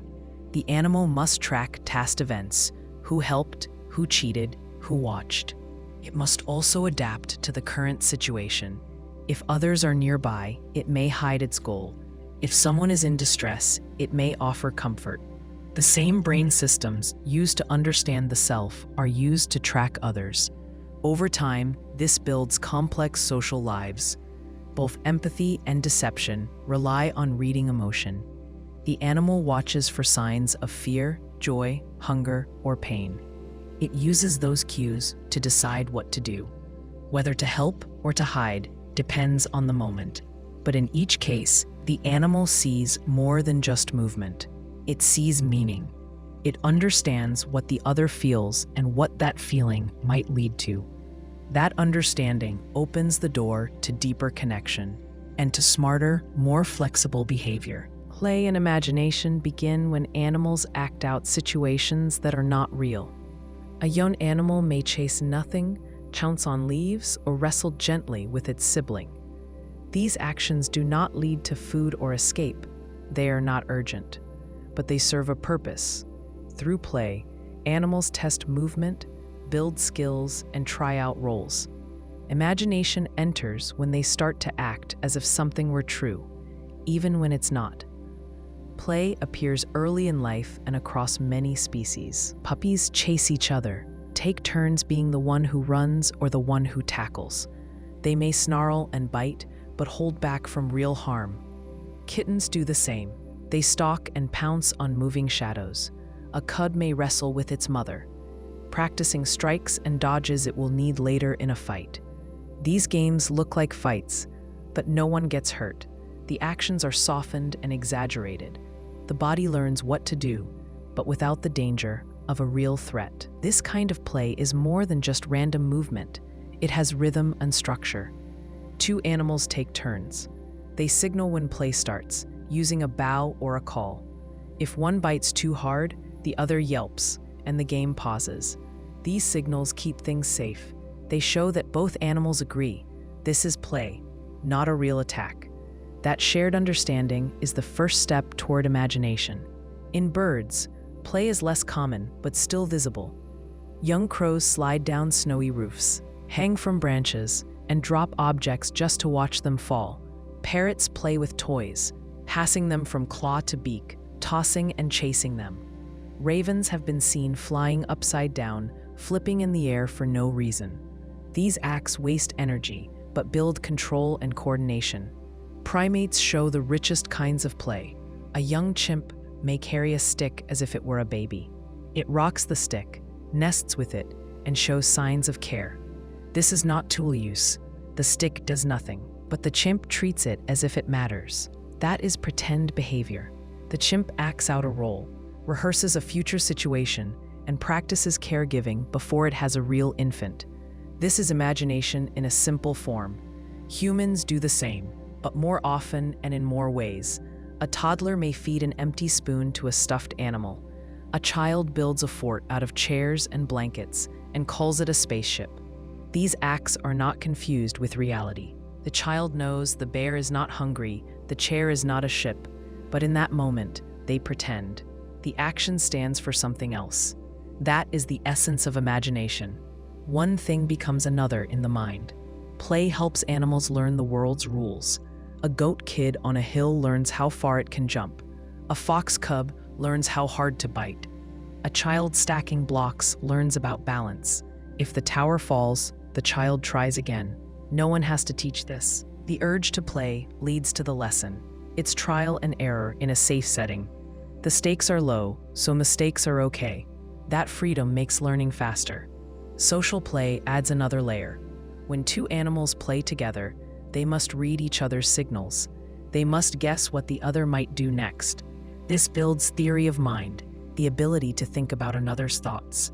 A dog fakes a chase, then stops to let the other catch up. A child playing tag pauses and pretends to trip, letting a slower friend win. These actions require empathy and planning. The player adjusts behavior for the sake of the game. Imagination can also help with fear. A monkey threatened by a snake may act out escape behaviors later, when the danger is gone. It may leap around, grunt, and hide.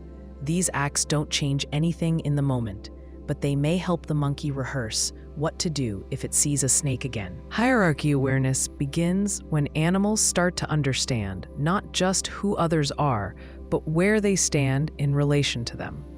It adds structure to social life. In many species, identity becomes tied to rank: who leads, who follows, who defers, and who commands. Roles become clear. The cost of ignoring those roles also becomes clear. A low-ranking animal that challenges a dominant one may face attack or rejection. A high-ranking animal gets first access to food, mates, or safety. These rules shape behavior every day. Hierarchy appears in many social animals. In a wolf pack, each member knows its place. The alpha pair leads hunts, eats first, and raises pups. The others follow. If a lower-ranking wolf steps out of line by taking food first or pushing forward, it gets punished. But the correction is often controlled. A snarl, a snap, a nip on the neck.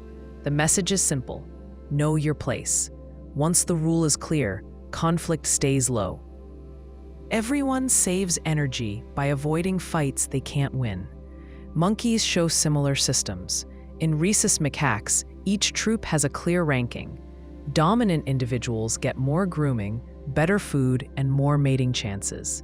Lower-ranking monkeys avoid eye contact, move out of the way, or wait to eat. They know their status and act accordingly. If the order changes, say, if a dominant male dies, the group responds quickly. Tension rises. Fights break out as others try to move up. But once a new rank is set, the group settles again. Young monkeys learn this early. They watch their mothers. If a mother is high-ranking, her infant often gets respect from others. If the mother is low-ranking, the infant may get pushed aside. Over time, the young monkey learns what is allowed and what is risky.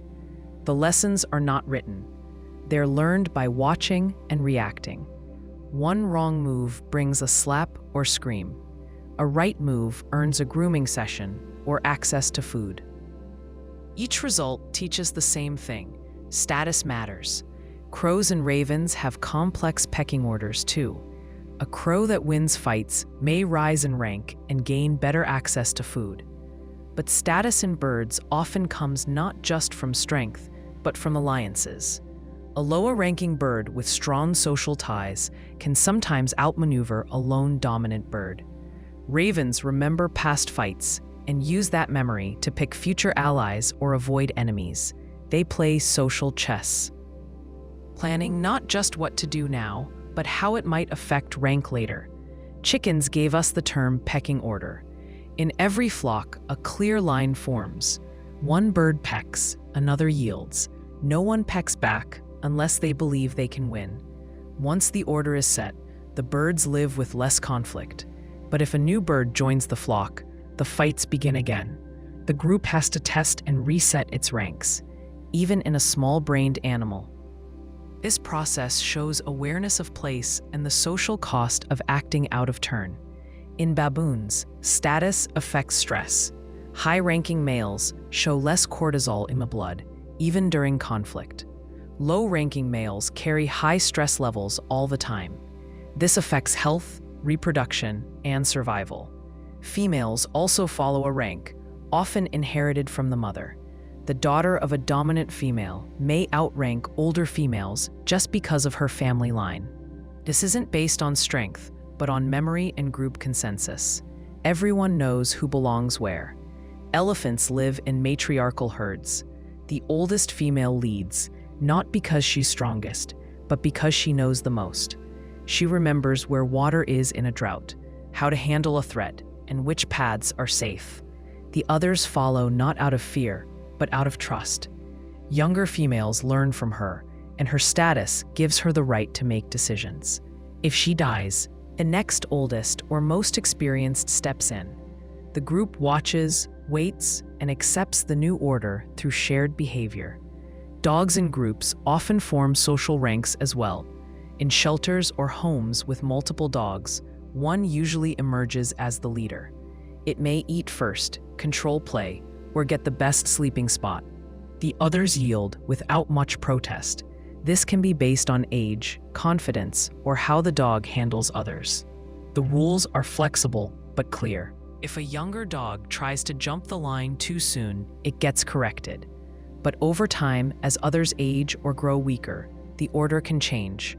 Among humans, hierarchy starts young. In a schoolyard, children test each other. Some lead games, others follow. Some talk more, others stay quiet. These roles can change, but the structure forms quickly. Kids who lead well are copied. Kids who break rules may get excluded or challenged. Even without formal rank, everyone knows who holds influence. This continues into adult life, shaping workplaces, families, and governments. In some animals, status links to physical displays. A gorilla beats its chest to show strength. A peacock spreads its feathers. A lizard does push-ups. These signals tell others, I'm strong, I'm confident, I'm not to be challenged. Often, this works without a fight. The weaker animal backs off. Both stay safe. But these displays only matter because others read and respect them. That shows awareness of rank on both sides. In fish like cichlids, males change color when they rise in status. Bright colors signal strength. Submissive males fade to dull shades. The shift is fast, sometimes within hours of winning or losing a fight. The fish change behavior too.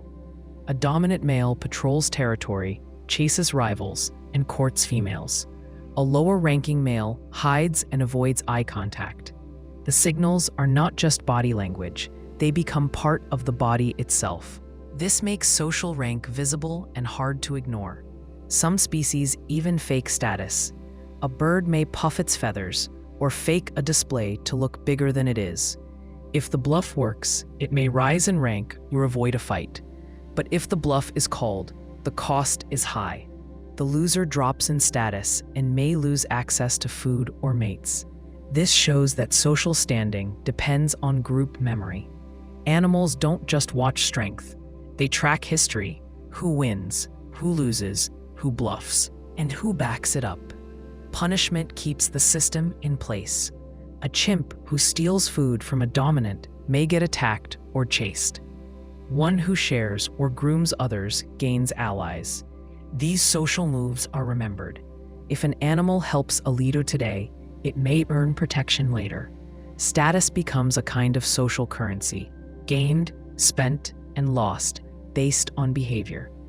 Awareness of hierarchy also shapes how animals see themselves. A low-ranking monkey may avoid eye contact, keep its body low, and limit its movements. A high-ranking one moves freely, grooms others, and eats when it wants. The difference is visible in posture, sound, and even hormone levels. Each one knows what is allowed. Each one knows what is risky. Hierarchy awareness helps groups stay stable. It reduces constant fighting. It lets animals plan behavior. It allows trust, leadership, and order. For any species that lives in groups, knowing your rank is not just social, it's survival. Symbolic thinking begins when animals use a sound, gesture, or object to stand for something else. This shift allows them to communicate ideas that are not tied to the here and now. A gesture can mean food, even if the food is gone. A sound can mean danger, even before the threat appears. The meaning no longer depends on direct experience. It lives in the symbol. Many animals use signals. A bird call may warn of a hawk. A posture may invite play, but symbolic thinking goes further. It links one thing to another in a lasting way. A link must be learned and remembered. It must work across time and place. Once that happens, thought can move beyond what's present. The mind starts to handle abstract ideas. Some primates show early signs of this. Vervet monkeys use different alarm calls for different predators. One sound means snake, another means leopard, and another means eagle. When other monkeys hear the call, they react with the right escape move, climb a tree, hide in a bush, or look up. The call is not just noise. It carries meaning. The monkeys don't need to see the predator. The sound tells them what to do. That's a basic symbol. Chimpanzees in the wild use gestures to signal their intent. A raised arm can mean, follow me. A soft grunt can mean, I'm calm. A touch on the back can mean, let's play. These signals vary by group and are learned over time. The same gesture in two groups may mean different things. That shows the symbols are not fixed by instinct. They are part of culture. In captivity, chimps and bonobos have been taught to use symbols in more formal ways. Some have learned to press symbols on a screen to request objects or actions. One symbol may mean banana, another hug, another go outside. The ape learns that pressing the right symbol gets a response. Some individuals use sequences like please give apple or you tickle me. These combinations show that the ape can build meaning from parts. The symbols are no longer tied to one object. They can shift based on use. Kanzi, a bonobo, is one well-known example. He learned hundreds of lexicograms, simple visual symbols, and used them to communicate with humans. He also understood spoken English at a basic level. When asked to put the soap in the water, he could do it. He didn't just react to a tone. He grasped the link between word and meaning.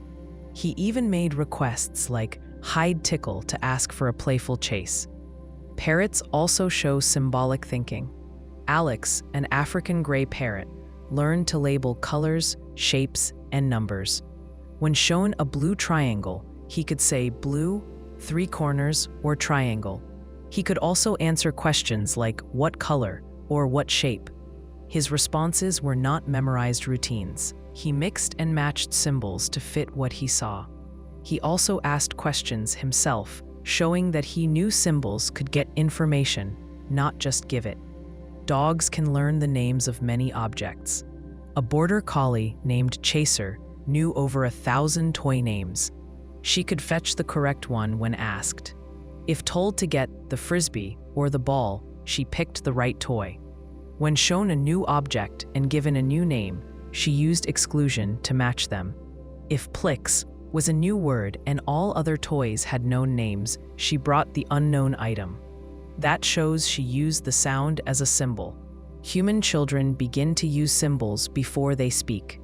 A baby might hold up an empty cup to mean more drink. A toddler may use a stick as a horse or pretend a banana is a phone. These acts show that the child understands that one thing can stand for another. This kind of symbolic play lays the groundwork for language, art, and math. In wild animals, tools can become symbols of status. A chimp that carries a special stick may get attention or respect. In one group, young females carried sticks as if they were dolls. They used them in ways that resembled caregiving. The stick was not useful in itself. It became a stand-in for something else. This may reflect the roots of symbolic behavior, where an object gains meaning beyond its function. Symbols also appear in ritual. Elephants sometimes gather around the bones of a dead relative. They touch the skull, stay quiet, and return to the site later. The bones may act as symbols of the individual. The action suggests more than memory. It may be a way of marking identity, even in absence. Crows are known to leave gifts, bits of metal, glass, or wire, for people who feed them. These items are not valuable by themselves, but the act of giving them back suggests the crow understands the link between gesture and meaning. The item stands for thanks. It is not useful, but it carries weight. Early humans likely used body paint, carved marks, and arranged objects as symbols long before they wrote words. A handprint on a cave wall stands for the person who made it. A pattern of dots may stand for a count or a clan. These symbols last beyond the moment. They let one mind reach another through time. Symbolic thinking allows memory to grow stronger. A mark on a rock may remind someone of a trail. A carved line may count days or animals. Once people began to draw, write, or speak with symbols, ideas could be shared, stored, and shaped. But long before writing, the brain already knew how to use one thing to stand for another. In math, the number 5 is not 5 things. It is the idea of 5. In language, the word dog is not a dog. It's a sound or shape that points to the concept. In music, a note on a page stands for a tone that hasn't been played yet. All of these use symbols. All depend on shared rules. They require memory, association, and trust in the meaning. Symbolic thinking changes how animals and people plan. A chimp may see a banana out of reach and pick up a box to stand on. The box becomes a symbol for tool to reach. The same box used later in a new way shows flexibility. The chimp doesn't just act, it thinks, "This stands for what I need." Humans take this further. We imagine symbols that don't exist in the world. A flag can stand for a country. A logo can stand for a company. A ring can stand for love. These things only mean what we agree they mean. That agreement is possible because our brains are built to link signals and ideas. But even animals show the roots of this. When a dolphin uses a gesture to ask for a toy, when a monkey learns that a picture of grapes means real grapes, when a parent asks, "Want nut?" with no nut in sight, each shows that the mind can handle symbols. The symbol is not the thing itself, but it stands in for it. And that small leap changes everything. Language changes how the mind works. Before language, thought happens in pictures, sounds, and feelings. With language, thought gains structure. It takes on shape and order. A sentence has a subject, an action, and an object. The brain begins to organize ideas the same way. This makes it easier to think about the past, imagine the future, and solve problems that aren't in front of us. Language is not just a way to talk, it's a way to think. At first, sounds may have matched actions. A grunt for come, a whistle for look, a cry for danger. These signals helped small groups coordinate. They made hunting, warning, or sharing easier. Over time, these sounds became more specific.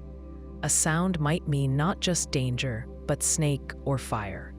The more precise the word, the more clearly the idea could be shared. That shift gave language its power. Words act as symbols. A word is not the thing itself. The word tree is not a tree.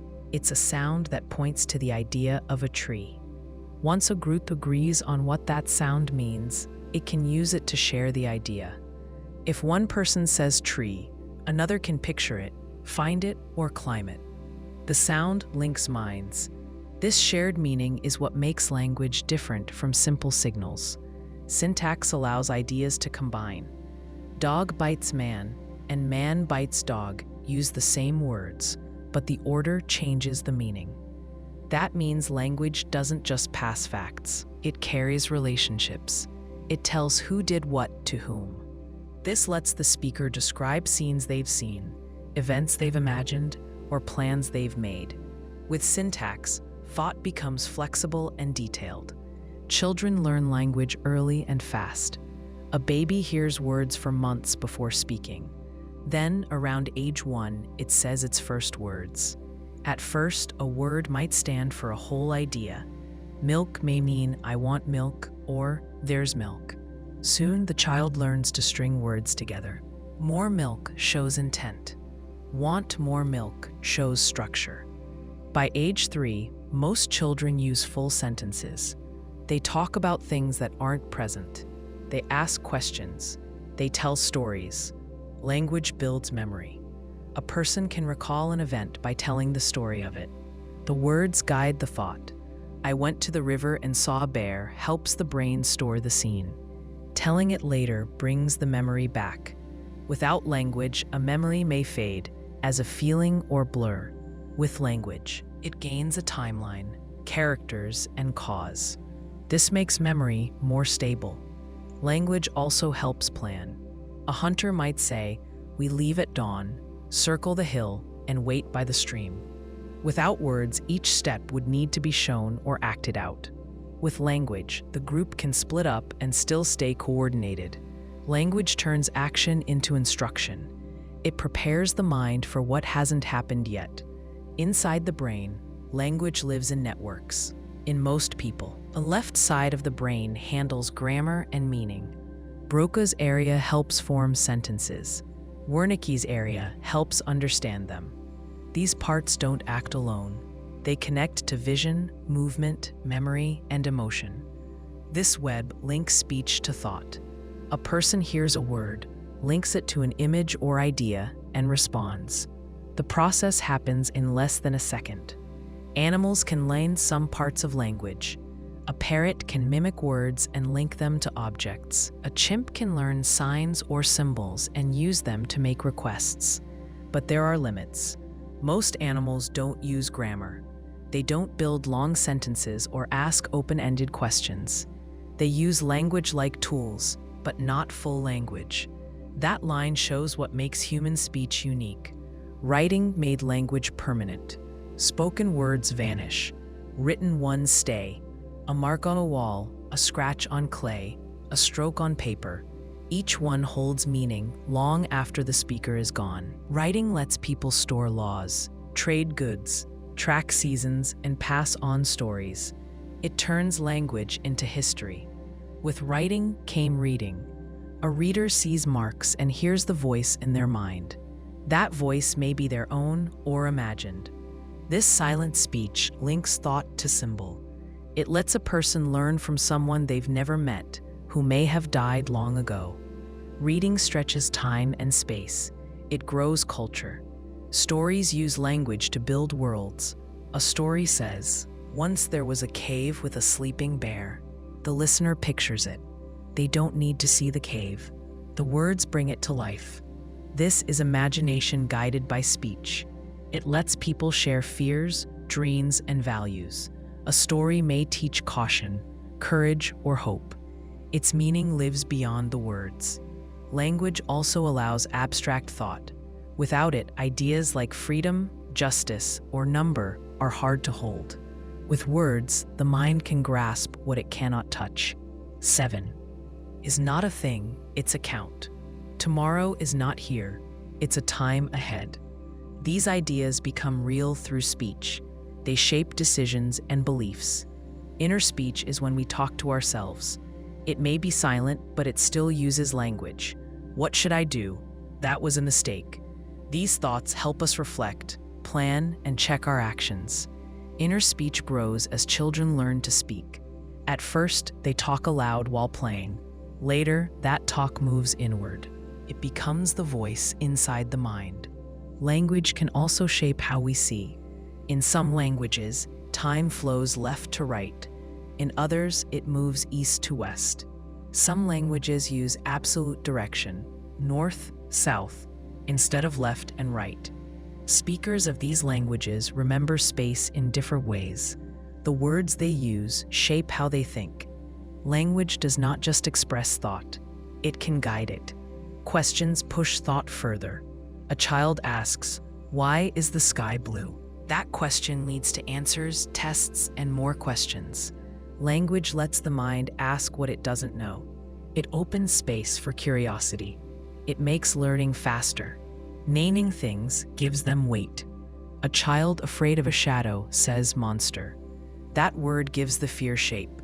Once named, it can be talked about, faced, or explained away. Naming helps the mind sort the world. It draws lines between ideas, even when the world itself is fuzzy. Language also changes how people relate. A greeting shows respect. A promise builds trust. A lie breaks it. Words shape bonds. They build families, teams, and nations. They also divide. A word can wound. A rumor can spread fear. Language holds power. In every culture, language holds its people together. Songs, rituals, laws, jokes, all use words to pass meaning. New words show new ideas. Lost words may mean lost ways of life. A language holds more than grammar. It carries memory and identity. At its core, language is the bridge between thought and world. It lets a mind share itself. It turns breath into meaning, sound into signal, silence into reflection. With language, consciousness grows deep roots. It begins to loop back on itself. The mind speaks and hears its own voice. Thought and speech become one. Myth and story begin when people try to explain the world using words and images instead of direct facts. A storm is not just wind and rain. It is the anger of a sky god. The sun does not rise because of Earth's movement. It rises because a fire spirit pulls it across the sky. These ideas do not match science, but they build meaning. They help people feel less alone in a world full of danger, change, and mystery. Story gives events a shape. Myth gives that shape power. Before writing, people used stories to pass knowledge. They told tales around fires, from one generation to the next. These stories taught what to fear, what to value, and how to live. A story about a trickster animal might teach children to be clever but careful. A myth about a flood might warn people to respect water. The point is not just entertainment. The story becomes a tool for survival. Every group has myths. These are not just old stories, they are ways of thinking. A myth can be a story about how the world began or why people must die. It can explain the seasons or give rules for marriage. In each case, the story turns experience into structure. A chaotic world becomes a world with meaning. A hunter sees a strange light in the sky. Without a telescope or physics, the story fills the gap. Maybe it's a spirit. Maybe it's an ancestor watching. The story gives the event a place in life. People don't just see, they understand. Even if that understanding is based on belief instead of evidence. Story also helps with memory. A list of facts is hard to recall. A story has a beginning, a middle, and an end. The mind holds on to that shape. A child may forget that winter comes after fall, but they will remember the tale of the old woman who walks across the land, shaking her blanket of snow. The image locks the order in place. Stories use symbols. A mountain may stand for a challenge. A tree may stand for life. A journey may stand for change. These symbols work across cultures. They give shape to feelings that are hard to name. A person who loses a loved one may say they feel like a ship with no anchor. The ship is not real, but the feeling is. The image makes it easier to share and understand. Myths often deal with beginnings. Where did the world come from? What was there before? One culture says the world came from an egg. Another says it came from the body of a giant. Another says it came from sound. Each myth answers the same question in a different way. The point is not proof. The point is to place human life in a larger frame. Many myths include gods or spirits. These beings are often like people, but stronger, wiser, or more dangerous. They help explain luck, illness, harvests, and storms. A god may punish bad actions or reward good ones. These stories guide behavior. If stealing angers the gods, people may be less likely to steal. Belief shapes action. Stories also build identity. A tribe tells a story about its first ancestor, a bear, a tree, a star. That story makes the group special. It says, we are part of something bigger. We come from somewhere. We belong. Even if others tell different stories, each group trusts its own. That trust creates bonds. Rituals often grow from myth. If the story says the rain god needs an offering, people gather and give. If the story says the sun dies each winter, people light fires to bring it back. These acts are not random. They are tied to belief. They give people something to do in the face of fear or hope. The act becomes part of the story. Some myths focus on heroes. A young person leaves home, faces trials, and returns changed. This shape appears in stories across the world. The details differ, but the path is the same. It mirrors real life. People grow, struggle, fail, and change. The hero's story gives them a way to understand their own. Myths are not lies. They are ways of seeing. A person may say, "My grandfather is now a star." That may not be true in a scientific sense, but it shows love, memory, and hope. It keeps the person close. It gives grief a shape. That is what myth does. It turns emotion into image. Story also helps explain unfairness. Why do the good suffer? Why do the cruel win? A myth may say that justice comes later, or in another world. It may say that suffering brings wisdom. These ideas help people cope. They give them strength to go on. The story does not erase pain, but it gives it meaning. Myth can also be used to control. A ruler may claim to be chosen by the gods. A priest may say a certain act will bring ruin. These stories can unite people or divide them. They can support peace or justify war. That power makes myth both helpful and dangerous. As writing spread, stories changed form. They moved from speech to page. They reached more people and lasted longer. But the core remained. A novel, a play, a film, all follow the same rules. They build characters, set goals, create tension, and resolve. Even news can slip into story. Heroes, villains, drama. The brain wants a shape. Children create myths as they grow. They give names to toys. They imagine monsters under the bed. These stories help them face fear and understand control. A child may say, "The monster comes when I don't clean." The story links action to outcome. It turns a rule into a tale. Adults do this too. A person may say, "Things happen for a reason." That is not a fact, it is a story. It says life has a plan, even if we don't see it. The story gives comfort. It holds the unknown at bay. Even science uses story. A scientist builds a model. It says, "If this, then that." The model is tested and revised, but it begins as a kind of story, a guess about how things work. The difference is that science checks the story against data. Myth does not need proof, it needs meaning. Both have their place. Science helps us build machines. Myth helps us build values. Story helps us connect. Without it, facts stand alone. With it, they come alive. When humans began to tell stories, they changed how they saw the world. They gave the world shape, voice, and purpose. They created not just culture, but belief. Through story, they made meaning, and through meaning, they found a way to live together, dream together, and remember. Time awareness begins when the mind no longer lives only in the moment. Instead, it starts to track what came before, what is happening now, and what might come next. This shift brings new forms of thought. It allows planning and learning, but it also brings worry and hope.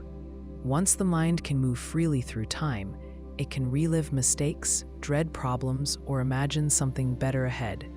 Many animals remember. A bird may remember where it hid food. A dog may remember who fed it. A chimp may remember a fight from days ago. These memories help guide future behavior, but memory alone is not full-time awareness. Full-time awareness links the past, present, and future into a line. It lets the mind say, "I did that, I am doing this, I will do that later." Young children show the steps of this shift. At first, they live in the now. They cry when hungry, play when happy, sleep when tired. Later, they begin to recall events. "We saw a dog yesterday." They also begin to look forward. "We go to the park tomorrow." These simple sentences show a new kind of thinking. The child holds two moments in mind at once, one behind, one ahead. Language helps with this. Words like before, after, later, and soon give structure to time. They make it possible to compare moments. A person can say, "That happened before I was born," or "This will happen after I die." With these words, the mind stretches across hours, years, or even lifetimes. Without time words, the thoughts stay grounded in what can be seen or touched. Memory becomes more than storage, it becomes a map. A person can move back to a moment, review it, feel it again. They can think about what they did, what they should have done, and what they might do if it happens again. This kind of memory is called episodic memory. It connects events with time and place. It's not just knowing what happened, it's remembering it as something you lived through. This kind of memory builds identity. A person can say, "I was that child," or "I made that choice." The link between past and present becomes personal. The past becomes part of who they are. The future becomes part of who they want to be. With time awareness comes planning. A hunter decides to store meat because he knows food will be scarce later.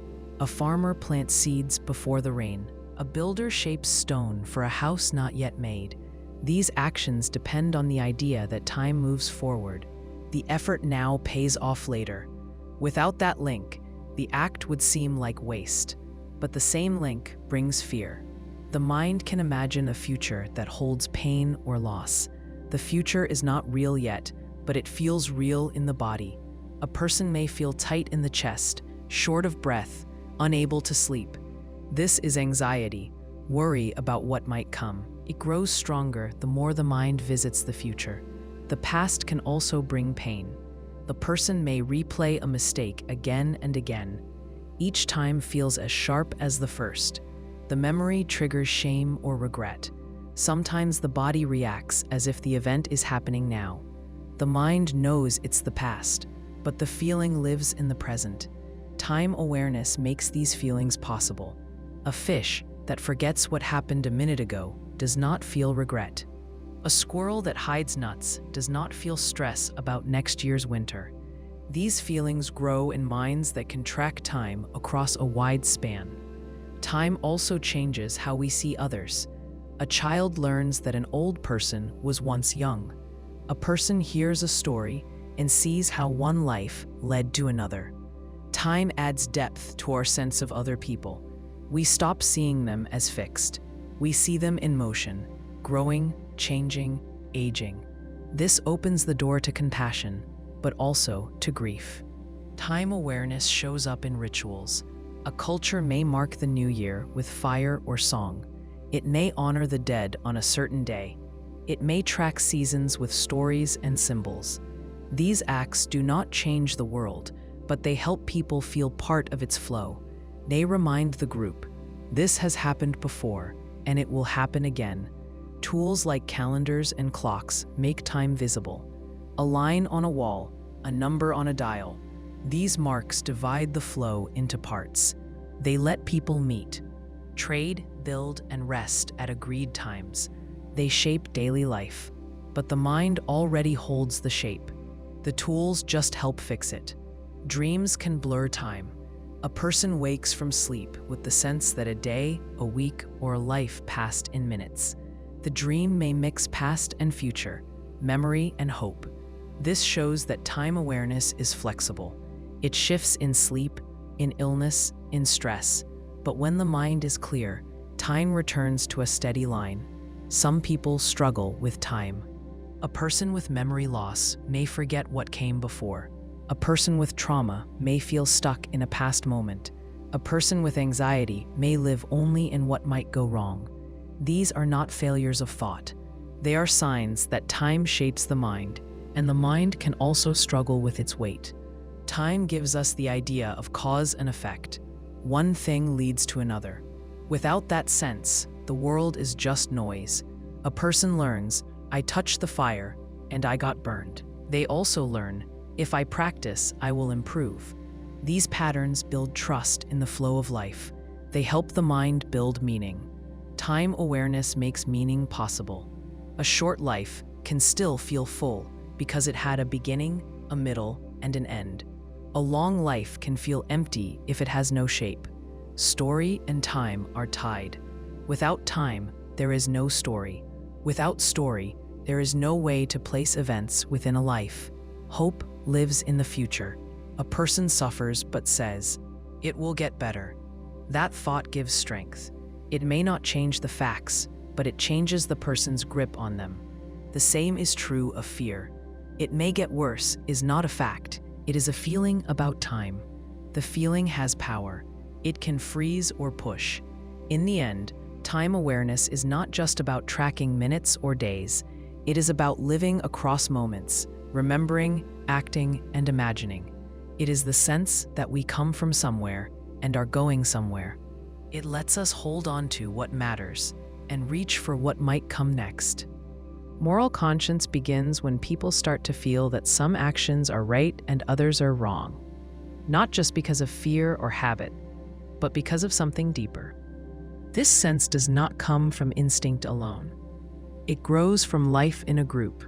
The tribe, the god, or the law tells people how to live. Over time, these rules settle in the mind. They become part of the person. A voice forms inside. It says, "This is good," and that is not. Even before language, group life needed limits. A hunter who took too much meat could starve others. A fighter who struck without cause could break trust. Groups that set rules, spoken or not, survived better. The rules may have started as customs: share the kill, wait your turn, help the sick. Those who broke them faced anger or exile. Over time, people didn't just fear punishment, they felt guilt. They wanted to do right even when no one was watching. Children show early signs. A toddler who hits may laugh, but if the parent looks upset, the child may cry or hide. That's not fear of harm, it's discomfort with disapproval. The child feels something is off. As language grows, the child learns to label this feeling. That was bad. I shouldn't have done that.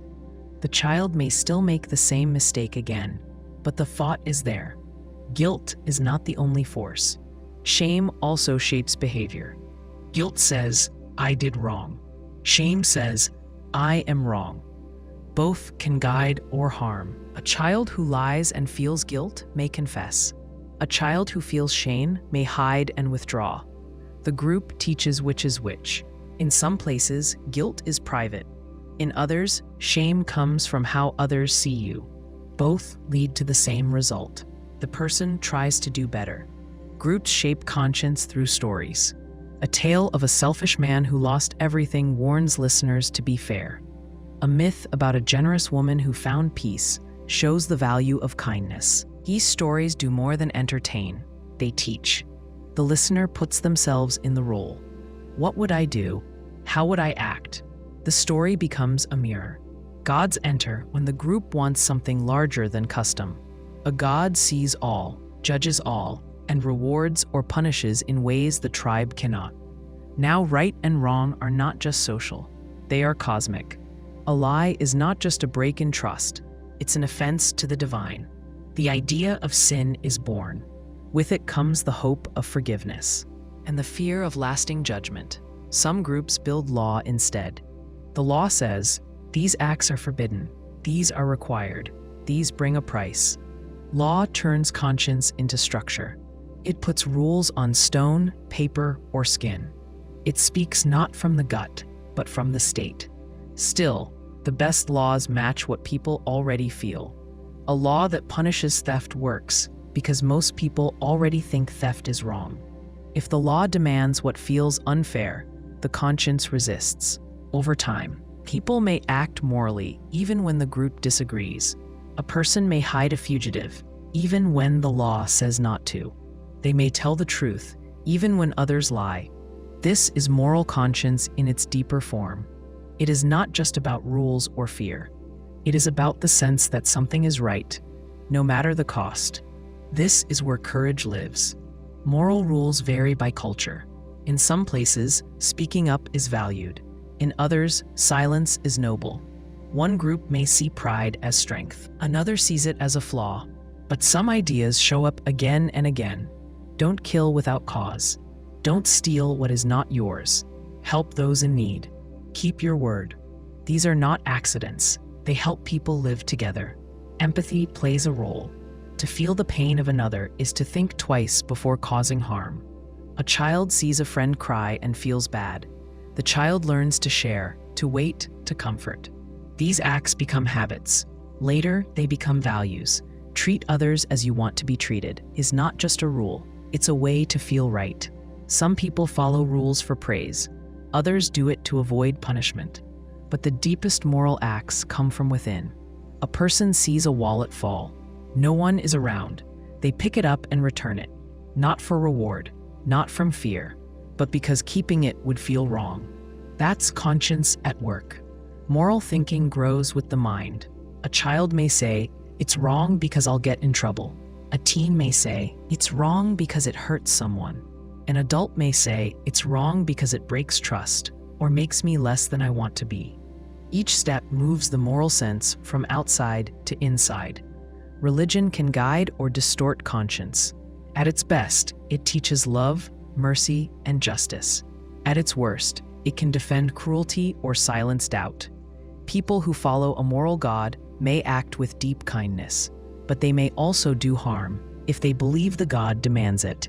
The same is true of law. A just law builds a peace. A cruel law builds fear.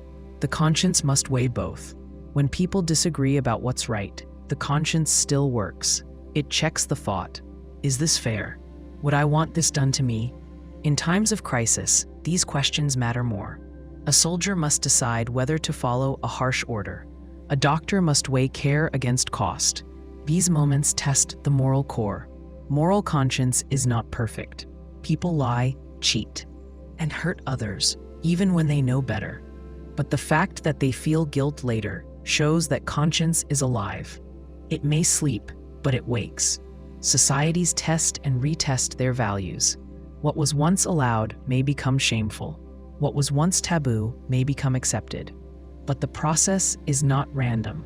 It reflects growth in how people see others. Conscience expands. It may start with the tribe, protect our own, and grow to include strangers, animals, even the planet. The circle of care grows wider. Acts of conscience often change the world. A worker refuses to lie. A student speaks out. A parent tells a child, "Do what's right, not what's easy." These small acts build trust across generations. They do not always win, but they leave a mark. The voice of conscience is quiet. It does not shout. It asks. It reminds. It questions. It says, "You could do better," not to shame, but to guide. And in that voice, the human mind finds its path, not from fear, not from force, but from the need to live in truth. Existential terror begins when a person understands that death is not just something that happens to others. It is something that will happen to them. Not in theory, not one day far off, but for certain. The body will stop. The self will end. There is no way around it. This idea is hard to hold. The mind fights it, turns away from it, or hides it behind belief, story, or distraction. But once it enters, it stays. A child first sees death as a loss. A pet dies. A grandparent disappears. At first, they may ask when the person is coming back. Later, they understand that death means no return. But it takes longer to see that this same end waits for them. That shift is sharp. Some remember the exact moment, lying in bed, heart pounding, the thought rising, "I will die too." Other animals avoid harm, show fear, even grieve. A dog may mourn a companion. An elephant may return to the bones of its dead. But as far as we can tell, they do not picture their own end. They live in the moment. They feel fear, but do not forecast their own death. Humans do. They imagine it. They plan for it. They fear it in advance. This fear is not just about pain or loss. It's about the loss of being. The person sees that all thoughts, feelings, and memories will vanish. They ask, what happens then? Some answer with religion, others with silence, but the core remains. The self will end. This awareness touches all parts of life. It shapes how people love, how they create, how they raise children or build cities. It adds weight to time. A day is not just a day, it is one fewer. The clock does not just tick, it counts down. Some try to ignore this truth. They stay busy. They chase comfort. They fill their lives with work, noise, or pleasure. These are not always choices. The mind protects itself. It avoids what it cannot bear. But the fear still lingers. It rises at night or in moments of stillness. It waits in the pause after a funeral, in the silence after a diagnosis. Others face it head-on. They read about death, talk about it, write about it. They try to make peace with it. Some find meaning in the fact that life ends. They say, the limit gives shape. If we lived forever, nothing would matter. Because we don't, everything does. Philosophers have wrestled with this fear for centuries. Epicurus said, death is nothing to us, because we will not be there to suffer it. Others disagreed. They said the terror lies not in death itself, but in knowing it will come. The mind can imagine a future without itself. That thought creates dread. Some find relief in belief. Heaven, rebirth, union with the universe. These ideas offer a kind of answer. The self may end here, but not everywhere. The person may die, but something lives on. These stories ease the mind. They offer comfort. But they also raise new questions. If there is life after death, what kind? Who decides? What comes with us? What stays behind? For those who doubt, the fear may be sharper. The grave is not a gate, it is a wall. There is no reunion, no second act. The self ends and does not return. This view can lead to despair, but it can also lead to clarity. If this is all there is, then this matters most. Every word, every act, every bond. Terror can also bring paralysis. Some people avoid risk, avoid choice, avoid living fully. They fear that any step forward may be their last. They freeze. Others do the opposite. They throw themselves into danger, chase sensation, act as if nothing matters. These are two sides of the same fear. Both come from the weight of the end. Art often rises from this fear. A song, a poem, a painting. They try to catch something that won't last. The artist says, I was here, I saw this, I felt this. Maybe you will too. Art becomes a way to speak across time. To push back against silence. Some try to leave a legacy. They raise children, build works, write books. They hope that something of them will last. This hope is not foolish. Some names do live on. Some stories do stay. But even they will fade in time. Civilizations rise and fall. Languages die. Stones crack. The sky itself will dim. Still, people try. Not because it will work, but because not trying feels worse. Others turn to love. If I must die, let me love while I live. Let me share this moment, this breath. Let me feel something that reaches beyond myself. Love does not stop death, but it makes life deeper. It makes the fear bearable. Sometimes the fear fades. A person walks in the woods, holds a child, hears music, and feels peace. The end still waits. But for now, it is far. The moment fills the mind. There is no room for fear. Other times, the fear returns. A sudden pain, a strange test result, a siren in the night, and the mind remembers. The fear of death is not weakness. It is part of awareness. The same mind that loves, hopes, builds, and dreams also fears. The same mind that says, I am, knows that I will not be. This knowledge sets us apart. Some say the task is to accept it. Others say to fight it.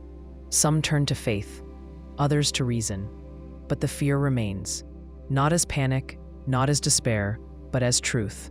And in that truth, the person stands, not alone, not always afraid, but awake.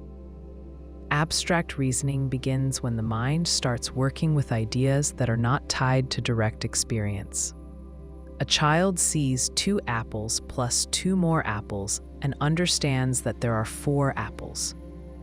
Later, that same child learns that 2 plus 2 equals 4, even if nothing is there to count.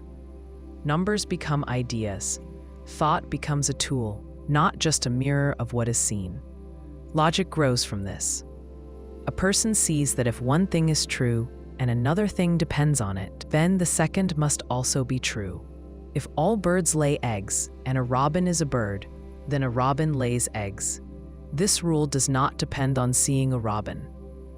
It lives in the structure of the thought. The brain moves from things to ideas and from ideas to conclusions. Math builds on these patterns. At first, it helps people count, measure, or trade.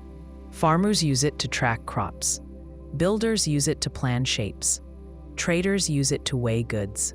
But over time, math turns inward. It becomes a world of symbols. A circle, a square, a line. They gain meaning beyond what they represent. A person can now think about shapes that do not exist. A triangle with all right angles is not real, but it can be defined, studied, and used to explore limits. In geometry, numbers describe space. In algebra, letters stand for values. A person no longer needs to know the value to work with it. X can be anything. The rules still apply. This is abstraction at work. The details fade. The pattern stays. The mind works with the shape of ideas. Philosophy rises from a similar shift. A person begins to ask not just what is, but what must be. What is truth? What is good? What is the self? These questions do not come from pain or hunger. They come from reflection. The thinker steps back from the world and asks what underlies it. They build systems, weigh claims, and test ideas through reason. Socrates used questions to press for clarity. He showed that even common beliefs can be false or vague. His student Plato spoke of forms, pure ideas that live beyond what we see.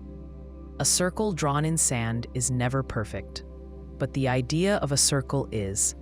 That idea can be known, even if it is never seen. This kind of thinking needs no senses. It works with pure thought. Aristotle took a different path. He looked at nature and tried to find patterns in it. He used logic to sort animals, actions, and causes. He asked, what makes a thing what it is? What brings change? What stays the same? These are not questions with quick answers, but they show how the mind begins to test not just the world, but its own process. Abstract reasoning also shapes ethics. A person sees that if something is wrong for others, it may be wrong for them too. If it is unfair to steal, it is unfair for anyone to steal. This kind of thinking lifts moral judgment above custom. It asks, what is right, no matter where or when? In law, abstraction turns cases into rules. A judge looks at two disputes and finds a common shape. They say, this rule applies to both. Future cases must follow. The details change, but the pattern holds. This makes justice more stable. It frees it from mood or rank. It builds trust. Science also depends on abstraction. A scientist sees one apple fall, then another. They say, all objects fall. They write a law of motion. That law can now be used to study stars or atoms. It began with one case, but it applies to many. This is inductive reasoning, from parts to whole. The opposite is deduction, from whole to parts. If gravity acts on all things, and the moon is a thing, then gravity acts on the moon. Both ways need abstraction. They need rules that go beyond what is seen. Symbols help this work. Letters, signs, equations, they hold meaning in small space. A person can carry ideas on a page. They can pass them across time. The symbol equals equals, for example, says that two things are the same in value. It works in math, logic, and coding. It says, what is on one side is equal to what is on the other. That small mark carries great power. Computers follow this logic. A code tells the machine, if this, then that. The machine does not feel or think, but it follows rules that come from abstract thought. It adds, sorts, compares. It models patterns that the human mind cannot hold alone. The machine becomes an aid to reason. Games also train this kind of thinking. Chess, for example, is not about sight or speed. It is about position, rules, and patterns. A player sees not just what is, but what could be. They picture moves 5 steps ahead. They plan for threats not yet real. They think in symbols. Bishop, knight, check. Each stands for action and limit. Language itself reflects abstract thought. A noun stands for a thing. A verb shows action. A sentence shows relation. Grammar is logic in words. It builds meaning from form. A person who says, "If I were you," shows they know how to frame a thought that is not real. They use mood and tense to shape ideas that float above the moment. Even emotion can be studied this way. A person feels anger. They ask, why? What caused it? Is it fair? Should I act on it? They test feeling with thought. They use reason to guide response. This is not cold or detached. It is careful. It shows that abstract thinking can live with deep feeling. In art, abstraction lets the artist move beyond likeness. A red square may not look like anything, but it may carry weight, force, or order. The viewer responds not to what they see, but to what the form suggests. This opens a space for pure expression. A painting can now be about rhythm, contrast, or silence. In politics, abstract thinking shapes rights. A society says, all people are equal. That claim does not come from what is seen. People differ in shape, size, skill. But the idea of equality lives above these traits. It says, each person has worth that does not depend on strength or fame. That idea reshapes law, war, and peace. Not everyone uses abstract reasoning the same way. Some think in pictures, others in steps. Some need time, others leap. But all can grow in this skill. It can be taught, practiced, and refined. It begins with one question: what if? The power of abstract thought is not in what it knows, but in what it makes possible.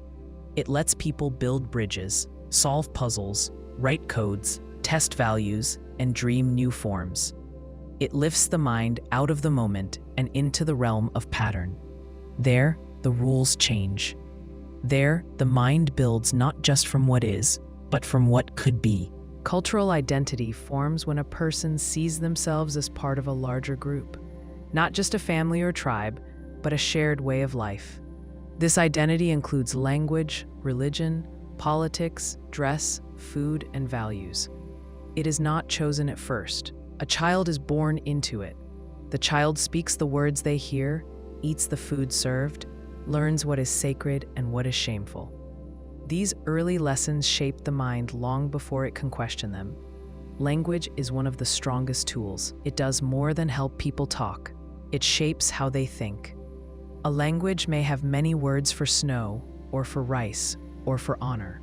That tells you what the culture notices. It tells you what matters.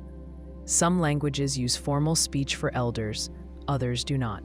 Some use gender for objects, others treat all things the same. These rules are not just habits. They teach people how to see the world. A child raised in one language sees lines where another child sees none. They learn when to speak and when to stay quiet. They learn what jokes are safe and what words should never be said. Later, they may learn a new language, but the first one often remains the base. It is tied to comfort, to memory, to self. Even the sound of it can bring back a sense of home. Religion adds another layer. It tells people what is holy, what is forbidden, what is true. A child learns when to pray, what to wear, what stories to believe. These stories often reach back generations. They give meaning to suffering. They explain death. They offer hope. But they also draw lines. If one group sees the world as ruled by one God and another sees it as shaped by many, their ways may not fit. That difference can lead to wonder, or fear, or conflict. Religion also shapes time. A calendar may mark holy days with fasts or feasts. These days break the flow of normal life. They bring people together in acts that feel larger than self. Even those who leave the faith may still feel its pull. The songs, the scents, the rhythms, they live in the body. They shape mood and memory. Politics binds culture to power. A person grows up under certain laws, rules, and leaders. These shape how they see fairness, duty, and rights. In one place, speaking freely is expected. In another, it is risky. In one system, all must vote. In another, only some may lead. A child learns what is safe to say, who must be obeyed, and what stories the state tells about itself. These stories often include myths about the nation or people. They tell of founders, battles, struggles, and triumphs. They may not be fully true, but they hold symbolic power. A child grows up hearing that their people are brave, or wise, or chosen. These ideas become part of self. They shape pride and loyalty. They also shape how the person sees others. Borders matter too. A person raised near a border often hears more than one language, sees more than one way of life. They may blend these, or they may feel torn between them. A child of migrants may speak one language at home and another at school. They may follow two sets of rules. This can bring richness or strain, or both. Dress, food, and art also carry identity, a way of wrapping the head, or seasoning the meat, or carving the wood. These details carry history. They tell of place, climate, trade, and faith. They may seem small, but they are not. A person may feel proud or ashamed of these signs. They may hide them or show them more strongly. Each choice speaks. Music carries memory. A rhythm or scale may feel like home to one person and sound foreign to another. A wedding song in one culture may be a funeral hymn in another. These sounds teach people when to rejoice, when to grieve, how to mark the moments of life. Even without words, they speak the culture's mood. Stories passed down shape what people expect of themselves. A culture that values silence teaches the child to hold back. One that values debate teaches the child to speak up. A person learns what it means to be a man or a woman, how to treat elders, how to raise children. These lessons run deep. They may be hard to see until they are broken. Migration tests identity. A person moves to a new land. The language is strange. The food tastes off. The customs feel rude or cold. At first, they may try to fit in. They may change their clothes, their name, their voice, but the old ways still live in them. Some find peace in blending both. Others feel caught, never fully at home in either place. Conflict sharpens identity. When a group feels threatened, it often clings more tightly to its culture. The flag flies higher. The rules grow stricter. Outsiders are watched more closely. This can protect the group. It can also trap it. Fear may block growth. Memory may harden into myth. Still, culture is not fixed. It shifts with time. Old customs fade. New ones rise. Young people question the rules. They mix music, wear new clothes, invent slang. Some elders resist. Others adapt. This tension is part of every culture's life. Technology speeds this change. A person in one village may watch shows from another continent, hear songs in many languages, speak with people they will never meet. This can widen the mind. It can also cause confusion. What part of this is mine? What must I keep? What can I leave? Cultural identity shapes values. It tells people what to admire: strength, grace, wealth, wisdom. It tells them what to fear: shame, dishonor, loss of face. It guides how they treat guests, how they raise children, how they mourn. It even shapes humor. What one group finds funny, another may see as rude. When people from different cultures meet, they often notice what is missing more than what is shared. One may speak with hands, another with eyes. One may eat with hands, another with tools. One may see direct talk as rude, another sees it as honest. These clashes can cause pain or insight. They show the deep grip of habit. Some people grow up between cultures. A child with parents from two lands may blend both or feel split. They may speak one language to their mother, another to their friends. They may feel fully at home in neither place. But this in-between space can be fertile. It can teach flexibility, empathy, and the power to see from more than one side. Cultural identity is not always chosen, but it can be claimed. A person may return to a lost language, revive an old ritual, learn the stories of their people. They may resist what was forced on them. They may build something new from the pieces.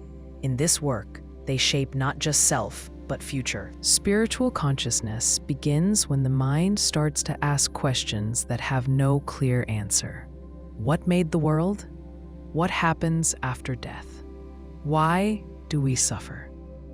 These questions do not solve problems the way a tool or a fire does. They do not help with hunting or farming, but they do help a person find meaning. They show that the mind is not satisfied with what it can see or touch. It reaches beyond. Early signs of this can be seen in burial. Ancient people placed their dead in specific ways. They added tools, beads, or food beside the body. This suggests belief in some kind of life after death. The act was not just about grief. It pointed to an unseen world, a place where the dead might go, where something of the self might remain. People also marked places as sacred: a cave with handprints, a tree with tied cloth, a mountain avoided except for prayer. These places were not useful in a simple way. They were set apart. The mind gave them weight. This shows the start of the sacred, the idea that not all places are equal, and some things deserve awe. Spiritual thought often begins in silence. A person sits alone, maybe under the stars, and feels small. The world is wide, the self is brief. The body will die, but the mind still asks, what holds all this together? Is there a reason, a force, a presence? Some call that presence a god. Others call it the ground of being, the source, the one. Some speak of many gods. Others speak of no god, but still feel something vast. The names differ, but the need is the same. To know, to belong, to find a path through the dark. Ritual helps people feel part of something larger. A group sings, fasts, lights fire, bows, prays. The acts may look simple, but they carry meaning. The same words, the same steps, the same symbols, done again and again. They remind the body of what the mind seeks. They bring order where life feels random. Myth carries this order in story. A god forms the world from chaos. A spirit brings light. A hero climbs to the sky and learns wisdom. These tales are not science. They are not meant to be checked like facts. They are meant to guide, to shape values, to give people a place in the world. Some people experience what they call the divine. This may come as a voice, a light, a deep peace, or a sudden knowing. It may happen in prayer, in nature, or in crisis. These moments often change the person. They may speak of love without cause, of being seen, of being part of all things. They cannot prove what happened, but they do not forget it. Spiritual paths offer ways to seek such moments. Some use stillness, sitting in silence, watching the breath, letting thoughts fall away. Others use movement, dance, chant, walking a path in nature. Some use service, helping the poor, caring for the sick. The point is not the act alone, but what it opens in the heart. Most traditions speak of ego as the thing that blocks the spirit. The ego says, I am separate, I must win, I must be seen. The spirit says, I am part, I let go, I serve. These are not facts to debate, they are states to taste. A person may shift between them many times in one day. The soul is another idea that grows in spiritual thought. Not the body, not the brain, but the part that feels timeless. It remembers what it cannot explain. It longs for home. It mourns the loss of truth. Some say the soul is born and dies with the body. Others say it passes on, to return again or to join something beyond. Religions shape this search with form. They offer doctrine, scripture, law. They say, here is the path, walk it. For some, this brings peace. The form gives structure. For others, it feels too rigid. They seek the spirit without the rule. This can lead to conflict. One person's truth feels like another's cage. The fight between form and freedom runs deep. Mystics often speak from the middle. They stay in their tradition but push beyond its borders. They speak of union, not belief, of presence, not proof. Rumi in Islam, Meister Eckhart in Christianity, the Baal Shem Tov in Judaism, the Upanishad sages in India. Each one points past words to what words cannot hold. Spiritual awareness is not always calm. It can bring fear. A person sees how little they control, how brief life is, how much they do not know. This can shake the ground under their feet, but it can also free them. If I do not control everything, I can let go. If I am not the center, I can rest. Ethics often grows from this view. If all life shares a source, then all life deserves care. If the divine lives in the other, then the other cannot be used. Love your neighbor, feed the hungry, forgive those who hurt you. These are not just rules. They are acts that flow from seeing more than the self. But the search can go wrong. A person may think they hear God and harm others. They may follow a leader who claims to speak for the spirit, but seeks power. They may cling to certainty and close the door to doubt. True spiritual growth needs humility. It asks not for answers, but for deeper questions. Children often show early signs. They ask where people go when they die. They speak to animals, to trees, to the sky. They pray with simple words. They feel awe. Over time, they learn the language of belief, or they grow skeptical. But the seed of wonder remains. Science and spirituality often seem at odds. One asks how, the other asks why. One tests, the other trusts, but they do not cancel each other. A person may study physics and still feel the sacred in a sunset. A doctor may save lives and still pray before surgery. The split is not between mind and soul. It is in how each one asks. To be spiritually awake is not to know more. It is to see more, to feel the thread that runs through joy and grief, to kneel before mystery, to hear silence and not fill it, to act with love even when no one sees. It is not a goal, but a way to live, to die, and maybe, just maybe, to touch what lies beyond. Individualism begins when a person sees themselves not only as part of a group, but as someone apart from it. They begin to say I and mean something different from we. This does not mean they reject others. It means they begin to value their own thoughts, feelings, and goals as real and important, sometimes more important than the group's needs or rules. The self becomes its own center of gravity. In many early cultures, identity came from outside. You were your father's child, your clan's member, your tribe's servant. You dressed like your people, prayed like them, spoke their words. Your worth came from how well you followed your role. The individual had little room to break form. To stand out was to risk shame or loss of place. But over time, the idea of the self shifted. It began in small ways. A hunter used a different method than others. A singer found a new melody. A woman kept thoughts she did not share. These small differences opened cracks in the wall of sameness. The group still held power, but the person inside it began to feel weight of their own. Philosophy gave this weight a name. In ancient Greece, thinkers asked what it meant to be a person. Socrates said the unexamined life was not worth living. He placed the search for self above the approval of the state. This was a radical move. He was killed for it. But his death marked a turn, the birth of the idea that truth might live inside the individual. In religion, too, this shift appeared. Some prophets broke from their people's norms to follow an inner voice. The Buddha left his palace. Jesus walked alone into the desert. These figures did not reject others, but they placed personal insight above tradition. They acted from a sense of self that did not depend on a role or rank. In later centuries, individualism found form in law. People gained names, rights, and duties tied to their person, not just their family or station. A citizen could own land, speak in court, write ideas.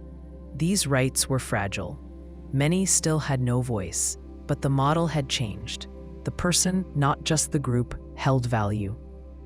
Art shows this change clearly. Early art often served gods or kings. It showed myths, battles, shared values. Later, artists painted themselves. They wrote personal poems. They made work not to please others, but to express their own view. The self became a subject worth exploring. Language followed. More stories used first-person voice. I saw, I felt, I want. These forms made the speaker's view central. The reader or listener entered the mind of one person. This built empathy, but it also built distance. Each self stood apart. Economics played a role too. As trade grew, people gained more control over how they worked and what they owned. A farmer might sell goods in town. A craftsman might set his own prices. This shifted power from group elders to individual actors. It made space for choice and for competition. In the modern world, individualism became a core value in many places. Children were told to follow their dreams, to speak their mind, to find their passion. The self became a project. One must discover it, shape it, protect it. This brought freedom, but also pressure. If success is personal, so is failure. If you define yourself, no one else can be blamed if you feel lost. The idea of authenticity rose. To be true to yourself became more important than to please others. People left family businesses to pursue art. They changed religion, name, gender. They asked not, "What should I do?" but "What fits who I am?" The self moved to the center, but this also created tension. Families and communities rely on shared norms. When each person goes their own way, ties may fray, elders may feel abandoned, traditions may weaken, people may feel alone. The self has grown stronger, but not always more secure. Technology adds a strange layer. People now share their thoughts with strangers, craft images of themselves for the world to see, build public selves that may differ from their private ones. The line between true and false self blurs. Individualism becomes a performance as well as a belief. Some cultures resist this shift. They stress duty, family, honor, and group success. They see the self as something that must fit, not stand apart. But even there, the idea of the person as unique continues to grow. Education, law, and media carry it forward. Once the idea takes root, it spreads. Individualism also raises moral questions. If I put myself first, where does that leave others? If I act only for my gain, who cares for the weak? True individualism must balance self with care. It asks for freedom, but also for conscience. Otherwise, it turns into selfishness. At its best, individualism protects the quiet voice. It makes room for difference. It says a life can matter even if it doesn't serve the crowd. At its worst, it cuts people off. It says no one else matters unless they help me. The line is fine. Each person must walk it. Education trains individual thought. A student learns to ask, to doubt, to write their view. But the best schools also teach how to listen, how to build with others, how to see beyond the self. Freedom without wisdom is noise.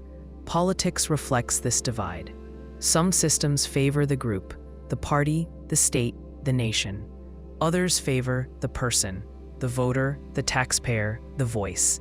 Each has costs. Group-first models may crush dissent. Person-first models may lack unity. The balance shifts with time. Children show the seeds of individualism early. A toddler says, "Mine." A teen says, "Leave me alone." These are not just moods, they are signs of self. Over time, the person learns to shape that self through work, love, thought, and trial. No self is formed in isolation. Even the most independent mind is shaped by language, history, parents, pain. But the power to reflect, to choose, to say, "This is me," that power makes a person more than a role. It gives them shape. It gives them voice. And with that voice, they step out from the crowd and begin to walk their own path. Scientific awareness begins when the mind stops accepting surface answers and starts asking how things work in a careful, testable way. The sun rises, rain falls, a body heals. Instead of saying, "The gods make it so," the mind starts to ask, "What causes this?" That shift opens a path where questions lead not to myth or magic, but to method. It marks the beginning of a new kind of knowing. The earliest forms of science came from close attention to patterns. Farmers watched the sky to plan crops. Sailors read stars to guide ships. Healers tried herbs and learned which helped. These steps were not random. They built on observation and memory. Over time, those who asked better questions began to see farther. At first, the mind studied the world outside the body: seasons, tools, the motion of animals, the flow of rivers. People learned that water finds its level, that fire needs air, that levers lift heavy weight. These lessons were passed on not as rules, but as practices. You didn't have to know why they worked, only that they did. Later, thinkers in places like Greece, India, and China began to ask deeper questions. They tried to sort the world into elements or principles: earth, air, fire, water, balance of forces, harmony of opposites. These were attempts to bring order to nature, but they were still tied to theory, not test. What changed with science was the method. Instead of guessing, people began to test ideas. They made predictions. They observed carefully. They kept records. They let results speak louder than belief. That was the key: letting facts, not authority, decide what is true. This took discipline. The scientific method meant forming a question, offering a hypothesis, testing it through repeated trials, and checking the result. If the test failed, the idea had to change. If others could not repeat the result, it did not hold. This way of thinking gave power to error. Mistakes were not failure, they were part of the process. That made science slow, but strong. Once this way of thinking took hold, the mind turned inward as well, not just what is out there, but what am I? The study of the human body began. Anatomy showed how bones, muscles, and organs fit together. Medicine began to shift from tradition to trial. Doctors tested drugs, tracked symptoms, recorded recovery rates. Bloodletting faded. Vaccines rose. The body became a system to be mapped. Next came the brain, not just the organ, but the mind. Why do people feel what they feel? What shapes memory, fear, habit? Psychology began to take root, first with rough theories like humors or instincts, but later with experiments. A person was shown an image, asked to recall a sound, taught to link a bell to a shock. These tests were crude, but they revealed something. The mind could be studied. It had rules. It responded to input. It could be trained. The study of the brain grew from this. With time, machines can scan thought, track blood flow, watch neurons fire. Now the question was not just how the mind behaves, but how it is built. Which parts handle vision? Which light up in pain or joy? Science began to show that the self is not one thing, but a set of linked systems. Awareness, attention, language, memory. Each has roots and structure. Biology offered a wider frame. How do cells divide? How do traits pass from parent to child? The discovery of DNA gave clear, physical form to heredity. Traits were no longer just observed. They could be traced, sequenced, edited. Life became something that could be copied, stored, even altered.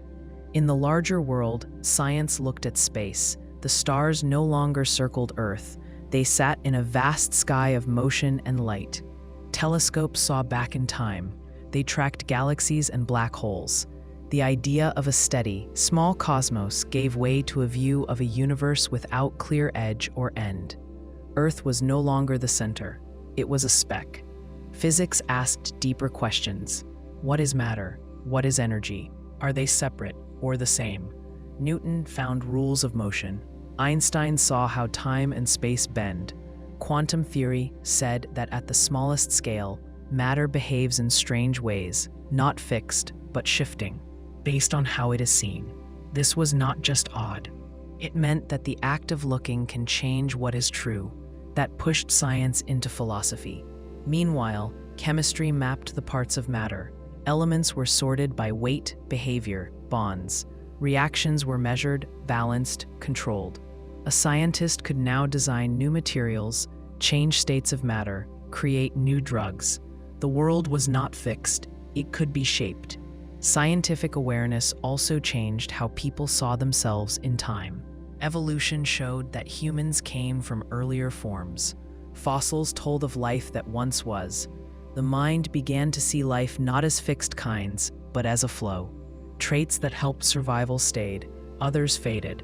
The idea of a divine spark gave way to a long chain of small changes. This brought tension. Not everyone welcomed the new view. Some saw it as cold or arrogant. Others feared that it stripped life of meaning. But science does not ask for comfort. It asks for truth. The answers it gives may not soothe, but they are firm. Still, science does not claim to know all. It is always changing. New data reshapes old views. A model holds until it breaks. That is its strength. It is open to being wrong. That is why it works. Science must be taught with care. It asks for patience, doubt, precision. It needs time, tools, and practice, but it gives something in return. It gives the power to test, to question, to build. It replaces guesswork with method. It turns fear of the unknown into curiosity. In daily life, this shows in simple acts: reading a label, asking for evidence, checking a source, not trusting a claim just because it sounds good. These habits protect against lies, error, and harm. They make people harder to fool. Scientific awareness also shapes ethics. Just because something can be done, can it be? If we can edit genes, should we? If we can track thoughts, what does that mean for choice? These are not just science questions. They are human ones. Science gives tools. It does not give values. Those must come from elsewhere. Still, without science, the world would stay dim. Candles instead of light bulbs. Guesswork instead of data. Fear instead of cure. Science does not erase wonder. It deepens it. The more we know, the more we see. The edge keeps moving. The sky keeps opening. The mind, once it begins to ask, does not stop. Meta-Cognition begins when the mind turns inward and starts watching itself. It does not just think, it thinks about thinking. This shift creates a new layer of awareness. A person no longer accepts every thought as true or useful. They begin to ask, why am I thinking this? Where did this idea come from? Does this thought help or harm me? These questions create space between the mind and its contents. Most thoughts happen without effort. A person sees a face and feels something. They remember a name or feel a tug of fear. These moments happen quickly, but metacognition slows them down. It allows reflection. It says, I just had a thought, but I am not that thought. I can examine it, question it, even let it go. A simple example is reading. A person may read a line and assume they understand it, but with metacognition, they pause and ask, do I really get this? Can I explain it in my own words? If the answer is no, they go back and read again. This builds deeper understanding. Without metacognition, the person may keep reading, thinking they know, while the meaning slips away. Another example is learning. A student may fail a test and say, I'm just not smart. That thought feels true, but with metacognition, they ask, is that belief based on fact or feeling? Could it be that I didn't study the right way? Could I change my method and try again? The thought changes from fixed to flexible. The mind becomes a tool, not a wall. In emotion, metacognition helps name what's happening. A person feels anger rise. Instead of lashing out, they pause. They ask, what triggered this? Is it about the current moment or something older? Is this response useful? This step breaks the loop. The emotion is still there, but now it's held with awareness, not just reaction. Meta-cognition also helps with belief. A person may hold a strong opinion. With this awareness, they ask, where did I get this idea? Who taught me?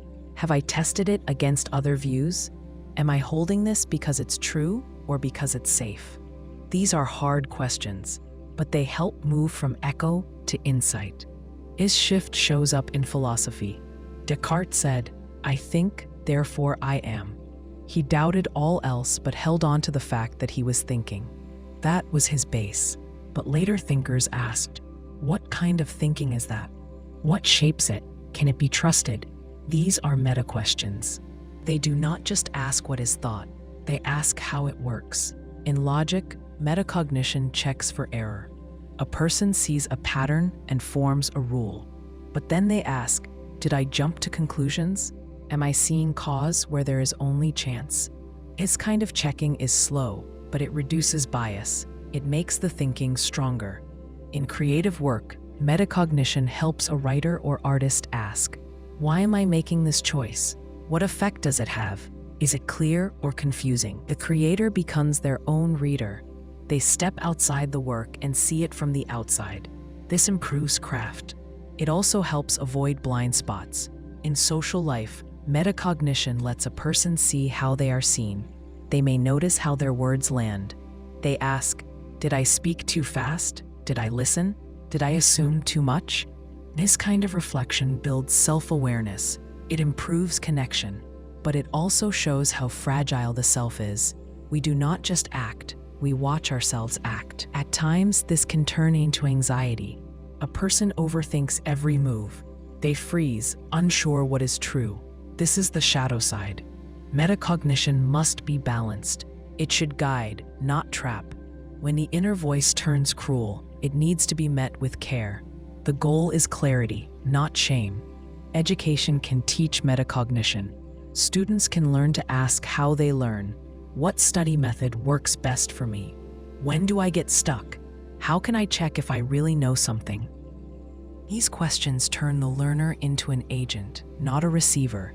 They give the student power over their own process. In therapy, metacognition is central. A person learns to notice thoughts instead of drowning in them. They ask, is this thought helpful? Is it based on fear or fact?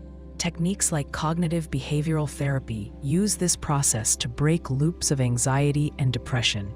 The person does not erase the thought. They learn to hold it lightly. Spiritual practice also uses metacognition. In meditation, the person sits and watches their thoughts arise and pass. They learn not to grab or push away. They see how the mind moves. This watching changes the relationship to thought. The person no longer believes every voice in their head. They begin to rest beneath the chatter. Some thinkers say this is the start of real freedom, not in the sense of doing anything, but in the sense of not being ruled by every passing thought. The person learns that they are not their mood, not their impulse, not their story. They are the one who sees. This creates peace, even in pain. Metacognition also applies to systems. A scientist tests a theory, then tests the way they tested it. A judge follows a law, then asks if the law is just. A teacher uses a method, then reflects on how it shaped the student. This second layer improves the first. It makes systems more fair, more honest, more open to change. In group life, metacognition can prevent harm. A group may believe it is right, noble, clear. But someone may ask, how do we know? Have we heard all voices? What if we are missing something? These questions feel risky. They slow things down, but they protect against certainty that kills. In the digital age, metacognition is even more vital. The person must ask, why am I drawn to this post? Who is behind this claim? Is this news or noise? Without this filter, the mind is open to all influence. With it, the mind becomes a gate, not a sponge. Children show the roots of metacognition. A child who says, I don't know how to do this yet, shows growth. They are aware of their own limits. They are ready to learn. Schools that teach this skill raise not just smart students, but self-aware ones. Even in play, metacognition can grow. A child builds a tower, sees it fall, and says, "Next time, I'll use more blocks on the bottom." That moment is gold. It shows reflection. It shows learning. The child is becoming their own guide. The ability to think about thinking is not flashy. It does not always give answers, but it changes the shape of the mind. It adds depth. It makes room for choice. It helps a person walk with both doubt and direction. It does not silence the noise, but it teaches how to listen. Alienation begins when the mind no longer feels at home in the world. The person still walks, talks, works, and eats, but something inside feels cut off. A distance grows between self and place, between effort and meaning. The day moves on, but the mind drifts. The person watches themselves speak, answers questions, laughs when expected, but feels like a stranger in their own skin. This can happen slowly.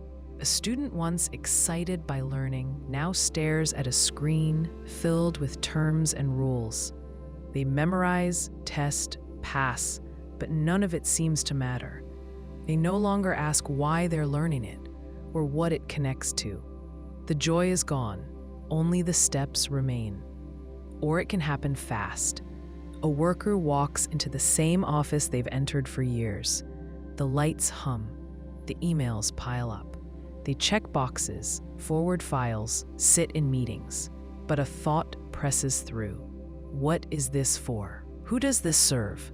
They feel the weight of tasks without the thread that once gave them sense. This break is not always visible. On the outside, life seems normal, but the link between action and meaning weakens. The person no longer feels like part of the thing they're doing. The body acts, the face speaks, but the mind is elsewhere. This is alienation. It can come from repetition. A factory worker screws on the same part again and again. At first, they take pride in speed. But over time, the job feels mechanical. They see no whole, only parts. They don't know where the product goes, who uses it, or what it becomes. They are a hand, not a mind. It can come from scale. A person sees the world in fragments: news clips, scrolls, numbers, disasters. Each event flashes past. Nothing holds. They feel small in a vast system they cannot see, let alone shape. The world becomes noise. The mind retreats. It can come from speed. The clock rules all. Deadlines crowd the day. There is no time to reflect, only to move. The person races, but they do not know where they are going. They forget what rest feels like. When they stop, they feel more lost than before. Fragmentation deepens this loss. The self splits into roles. At work, one mask. At home, another. Online, a third. Each one speaks in its own voice, follows its own script. The person adapts to each space, but starts to forget what links them all. They no longer ask which part is real. This kind of fragmentation touches even thought. The mind jumps from task to task, message to message, without pause. One thought interrupts another. Memory shortens. Focus fades. The person starts to speak in short bursts, half thoughts, borrowed phrases. Their own words feel thin. Even relationships fragment. A person scrolls through messages from friends but rarely speaks face to face. They know what others ate, where they went, what they liked, but not how they feel. Contact grows wide but shallow. Loneliness hides in plain sight. Some try to fix this with more noise, more action, more content. But this adds weight without meaning. The feed grows longer, but the person feels more empty. They chase a sense of being part of something, but the more they scroll, the more they feel outside of it. Others shut down. They stop trying. They speak less, trust less, care less. Not because they want to, but because caring hurts when nothing connects. They protect themselves with distance. But the wall that keeps pain out also keeps meaning out. Alienation also shows in language. A person uses words they don't believe. They say they're fine when they're not. They say, let's catch up, with no plan to meet. They write polite replies but feel nothing behind them. Words become tools, not truth. Even belief can fragment. A person once grounded in faith or cause now feels doubt. Not because the belief was false, but because it no longer feels real. The rituals go on, but the spirit has left. The person may still kneel, still sing, but they feel like a ghost in the pew. This distance from meaning often brings fatigue. Not just tiredness, but a deep weariness. The kind that sleep does not fix. It comes from pushing through a world that no longer fits. The body moves, but the mind drags behind. Even joy feels thin, like a photo of a meal when one is hungry. Sometimes the person cannot name what's wrong. They say they feel off, numb, foggy. They try to shake it off with work, food, noise. But the feeling stays, a kind of spiritual static, a hum of emptiness beneath the surface. Alienation is not always the fault of the person. It often comes from systems built for scale, not care. Institutions that reduce people to data, jobs that use only part of the mind, schools that teach to test, platforms that trade attention for profit. These forces shape how people think, feel, connect, and when the shape doesn't fit, something breaks. Fragmentation comes when the mind loses its thread, when it can no longer see how one piece of life links to the next. A child grows into a teen, studies, works, builds, but never feels the parts join into a whole. They move through stages but feel no arc. Life feels like a string of scenes with no plot. The mind needs structure, but not walls. It needs flow, but not flood. When the world becomes too sharp, too fast, too wide, the self recoils. It splits, it hides, it forgets how to stand whole. This doesn't mean all systems are wrong. People need work, need tools, need connection. But when these things lose human scale, when they forget the person behind the part, meaning drains out. To feel whole, the mind needs space to rest, to question, to link one day to the next. It needs to know that what it does matters, not just in output, but in purpose. It needs silence, not just escape. Depth, not just content. Voice, not just noise. The cure for alienation is not always found in escape. It may come from rebuilding links, from finding the thread again, from asking not just how to survive the day, but why it matters, from seeing work not as duty, but as part of a story, from hearing others not as signals, but as lives. The modern world is not broken, but it often forgets its size. It overwhelms the person with options, images, pressure, pace. In the rush to move forward, it forgets to look inward. And when the self loses sight of its own shape, it begins to fade. Alienation and fragmentation are not flaws in the person. They are signs that something in the world has grown too fast, too thin, or too far. The mind knows when it has lost its place. The silence that follows is not weakness. It is a call, one that waits not for answers, but for presence. Digital consciousness begins when the mind starts using machines not just to store information, but to extend itself. At first, tools like books and maps helped memory and navigation. But now the digital world does more than hold facts. It reflects thought, choice, even identity. A person writes a message, stores a photo, shares an idea. These acts do not stay private. They become data. They live outside the body, in systems built to remember, respond, and evolve. In this shift, something changes. The mind sees itself in a screen. The internet made this scale possible. A single click sends words across the world. A single search reveals what once took days to find. A person now walks with a device that holds more data than ancient libraries. This changes how memory works. Instead of holding facts inside, the person learns to retrieve them.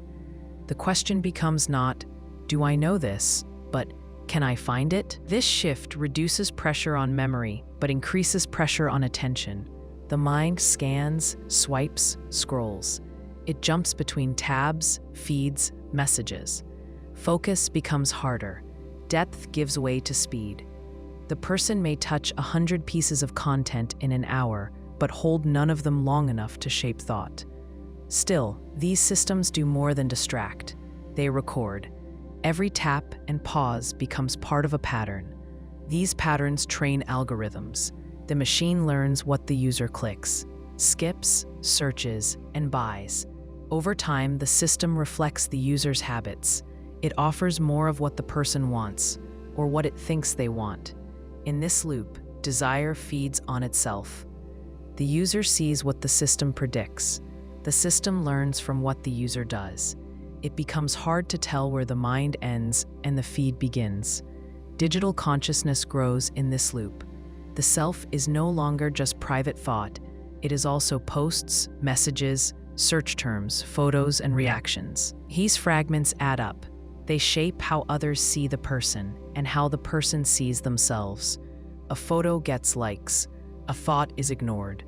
Over time, the person may adjust, not because of belief, but because of feedback. Identity begins to mirror response. Social media sharpens this effect. A user crafts a profile. They choose images, write captions, share updates. These choices form a version of the self, not false, but filtered. It is a curated mirror. The user may feel pride, shame, joy, or envy based on what others show. But each response also adds to the system's map of the person. The machine does not forget, it learns. Simulations push this further. In games, the user controls a digital body. They move through space, make choices, solve problems. In virtual worlds, the line between real and imagined blurs. The user may feel fear, thrill, even grief for events that never happened. The brain does not always care if the input came from the world or from code. If the light, sound, and motion feel real, the response follows. This can bring insight. A person may face situations in a game that test judgment, trust, or courage. They may learn new ways to see or act, but it also brings risk. If the mind spends too much time in simulation, the body may grow still. Real life may feel flat. The person may begin to prefer the system they control to the one they live in. Artificial intelligence adds a deeper layer. When a user asks a system for help, and the system answers in clear human terms, something changes.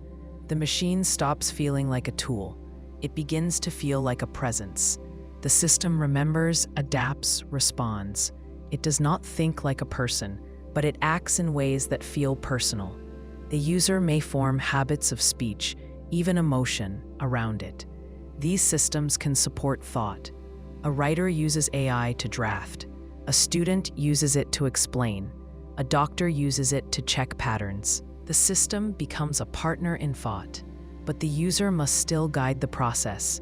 The machine does not care about truth or value. It does not feel. It reflects structure, not sense.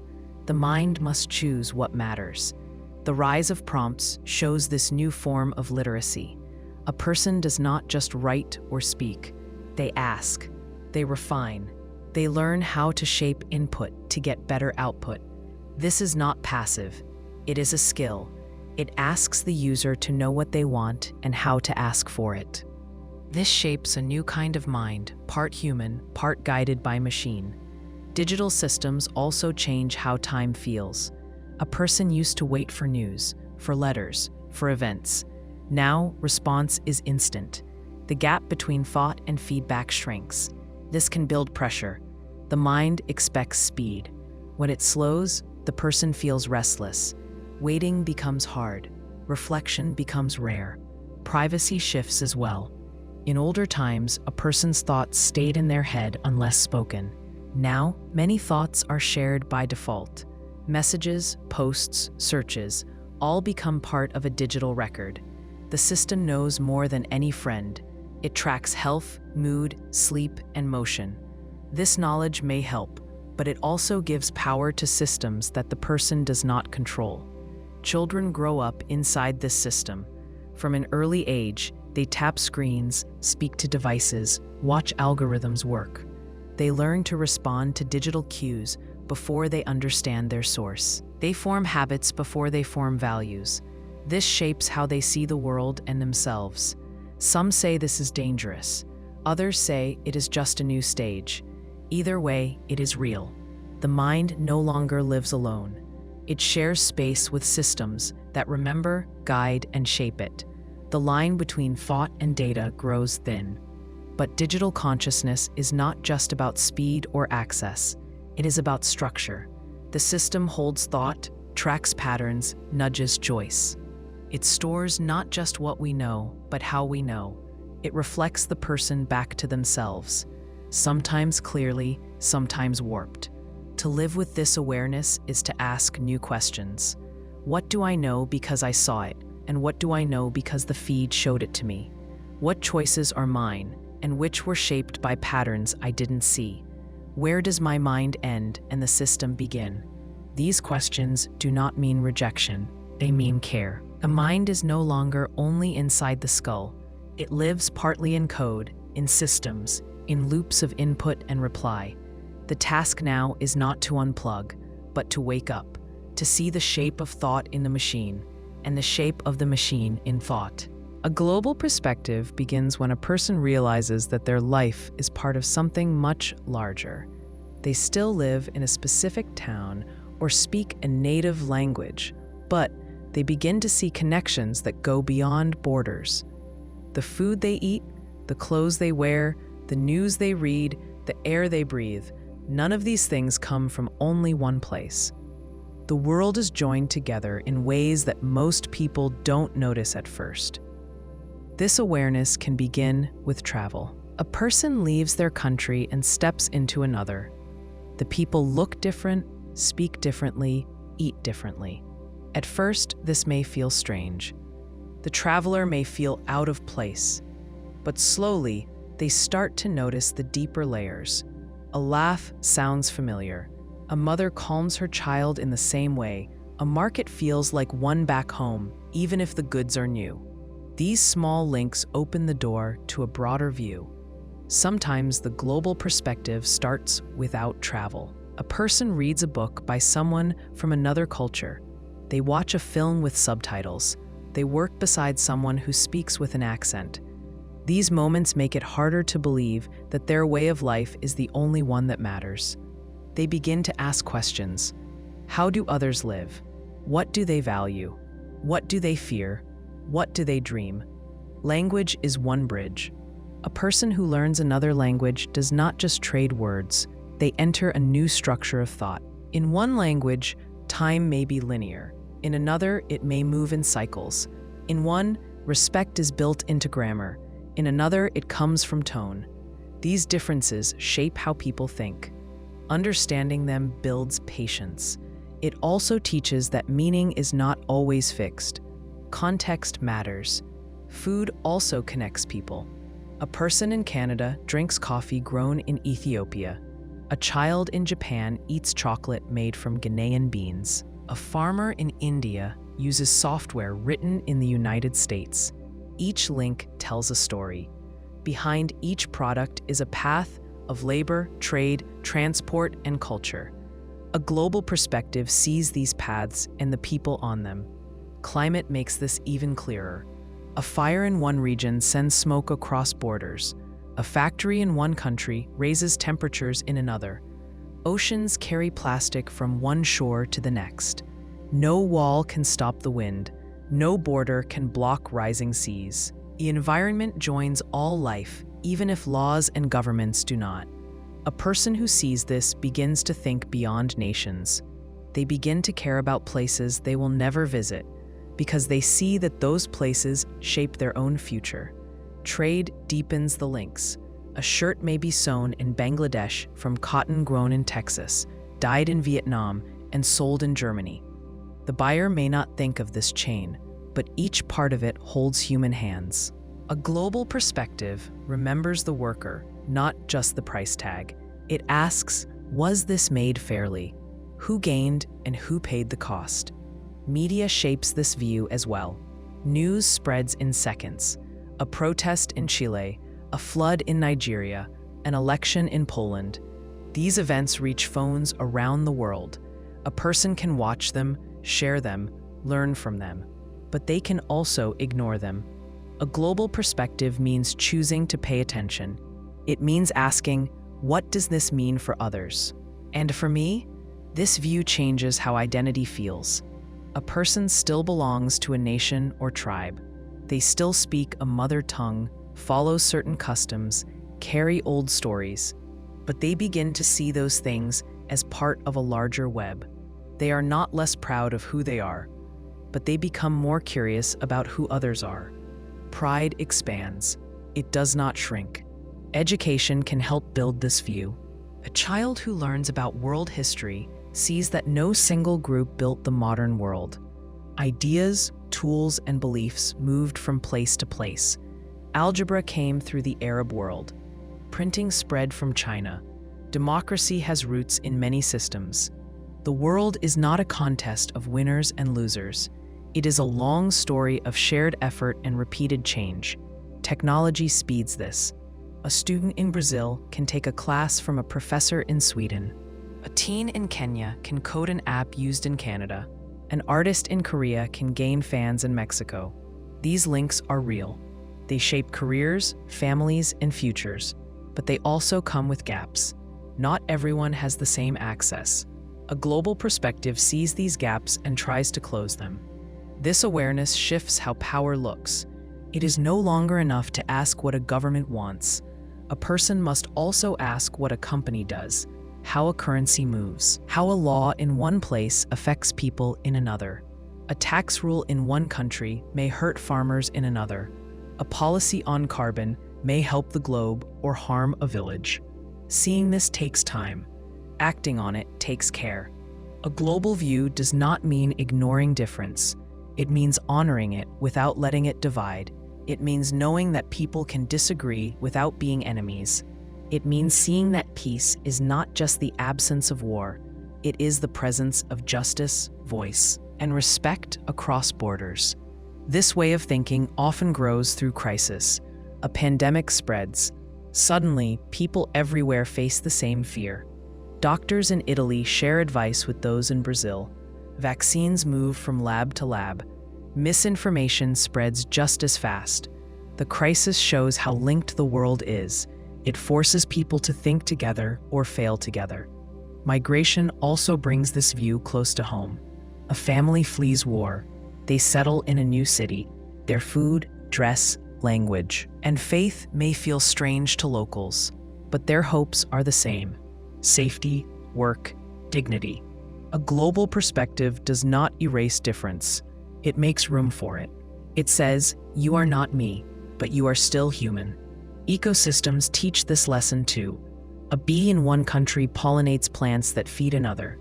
A forest in one zone holds back climate change for the globe. A virus that jumps from animal to human may travel continents in weeks. Life moves. The lines we draw cannot stop it. Global thinking also affects small choices. What phone do I buy? What do I eat? What do I waste? These decisions carry weight. A person may not feel it right away, but a global view brings those links into focus. It does not lead to guilt. It leads to care, to action. The self still lives in one body, one place, one time. But the mind can stretch. It can learn to see far, to care wide, to act with a sense that this moment is not alone. The world is large.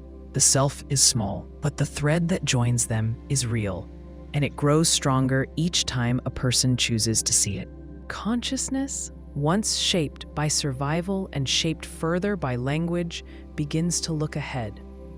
It no longer only responds to the present or remembers the past. It begins to ask what might come next, not just for the person, but for the mind itself. This is the beginning of transcendent possibility, the idea that thought, awareness, and identity may not end with biology or with the single self. A person sits quietly, thinking not about the world, but about thought itself. They ask if the mind can grow beyond what it is now, not just by learning new things or feeling deeper emotions, but by becoming something else, something larger, more connected, or even post-human. These thoughts mark a shift. They are not religious in the old sense, though they echo spiritual ideas. They are not scientific in the usual sense, though they depend on knowledge.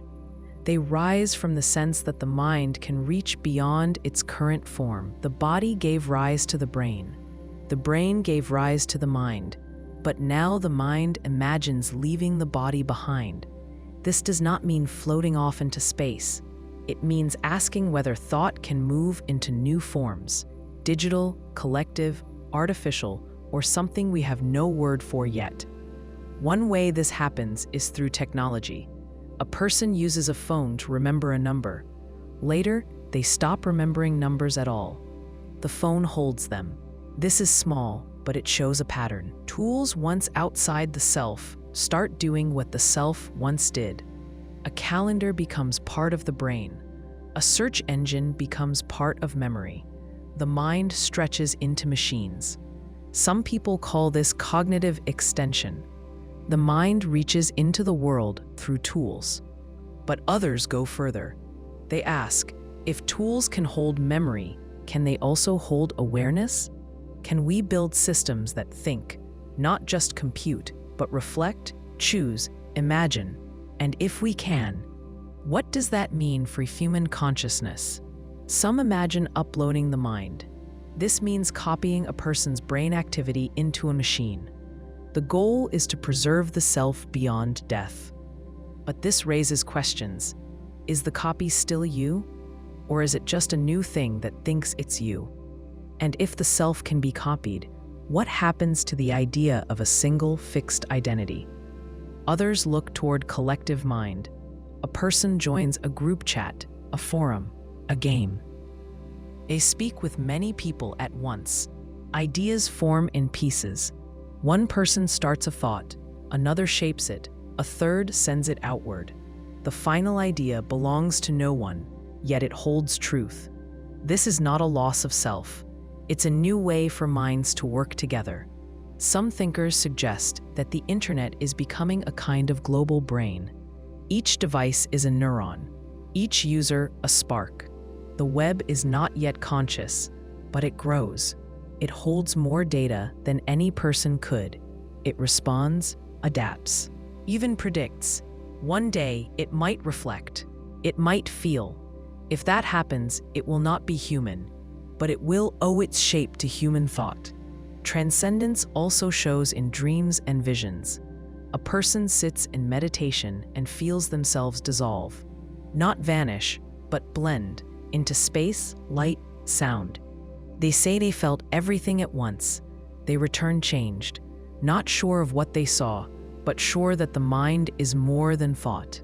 These moments are hard to measure, but they point to something deep, the sense that the self is not a thing, but a process, a flow.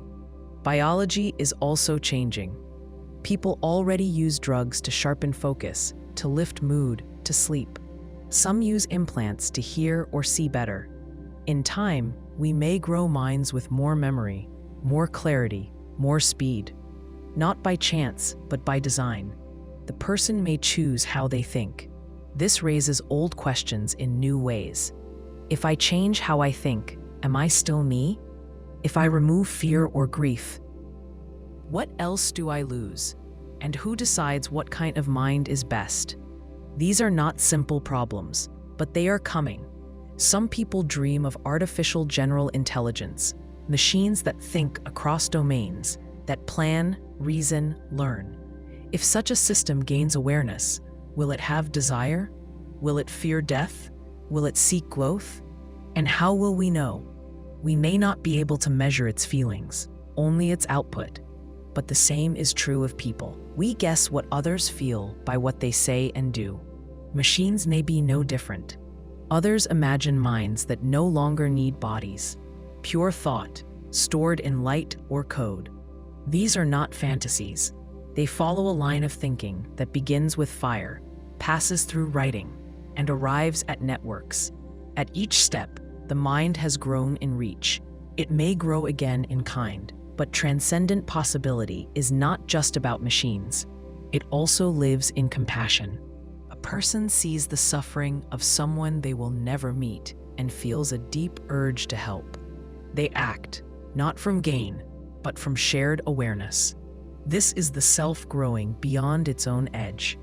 A line between self and other thins, not as theory, but as felt truth. Art shows this too. A piece of music carries pain from one life to another. A poem holds joy across centuries. These are not small things. They show that the self is not sealed. It leaks, it shares, it moves. In this way, evolution becomes conscious. It is no longer just genes shifting by chance. It is thought shaping thought. The mind begins to direct its own growth, not toward one goal, but toward many paths. Some will lead nowhere. Others may open into forms of life we cannot yet name. A person sits and watches their thoughts rise and fall. They notice patterns. They release judgment. They see the mind as movement, not as stone. In that moment, they glimpse a truth. The self is not what it once seemed. It is not fixed. It is not alone. It is part of something that can grow. The future will not be clean. It will be error, harm, fear. But the fact that the mind can imagine its own future, that it can think beyond self, beyond body, beyond now, shows something new. Consciousness has begun to write its next chapter, not in code or law or myth, but in the quiet act of asking, what might I become, and what might come after that?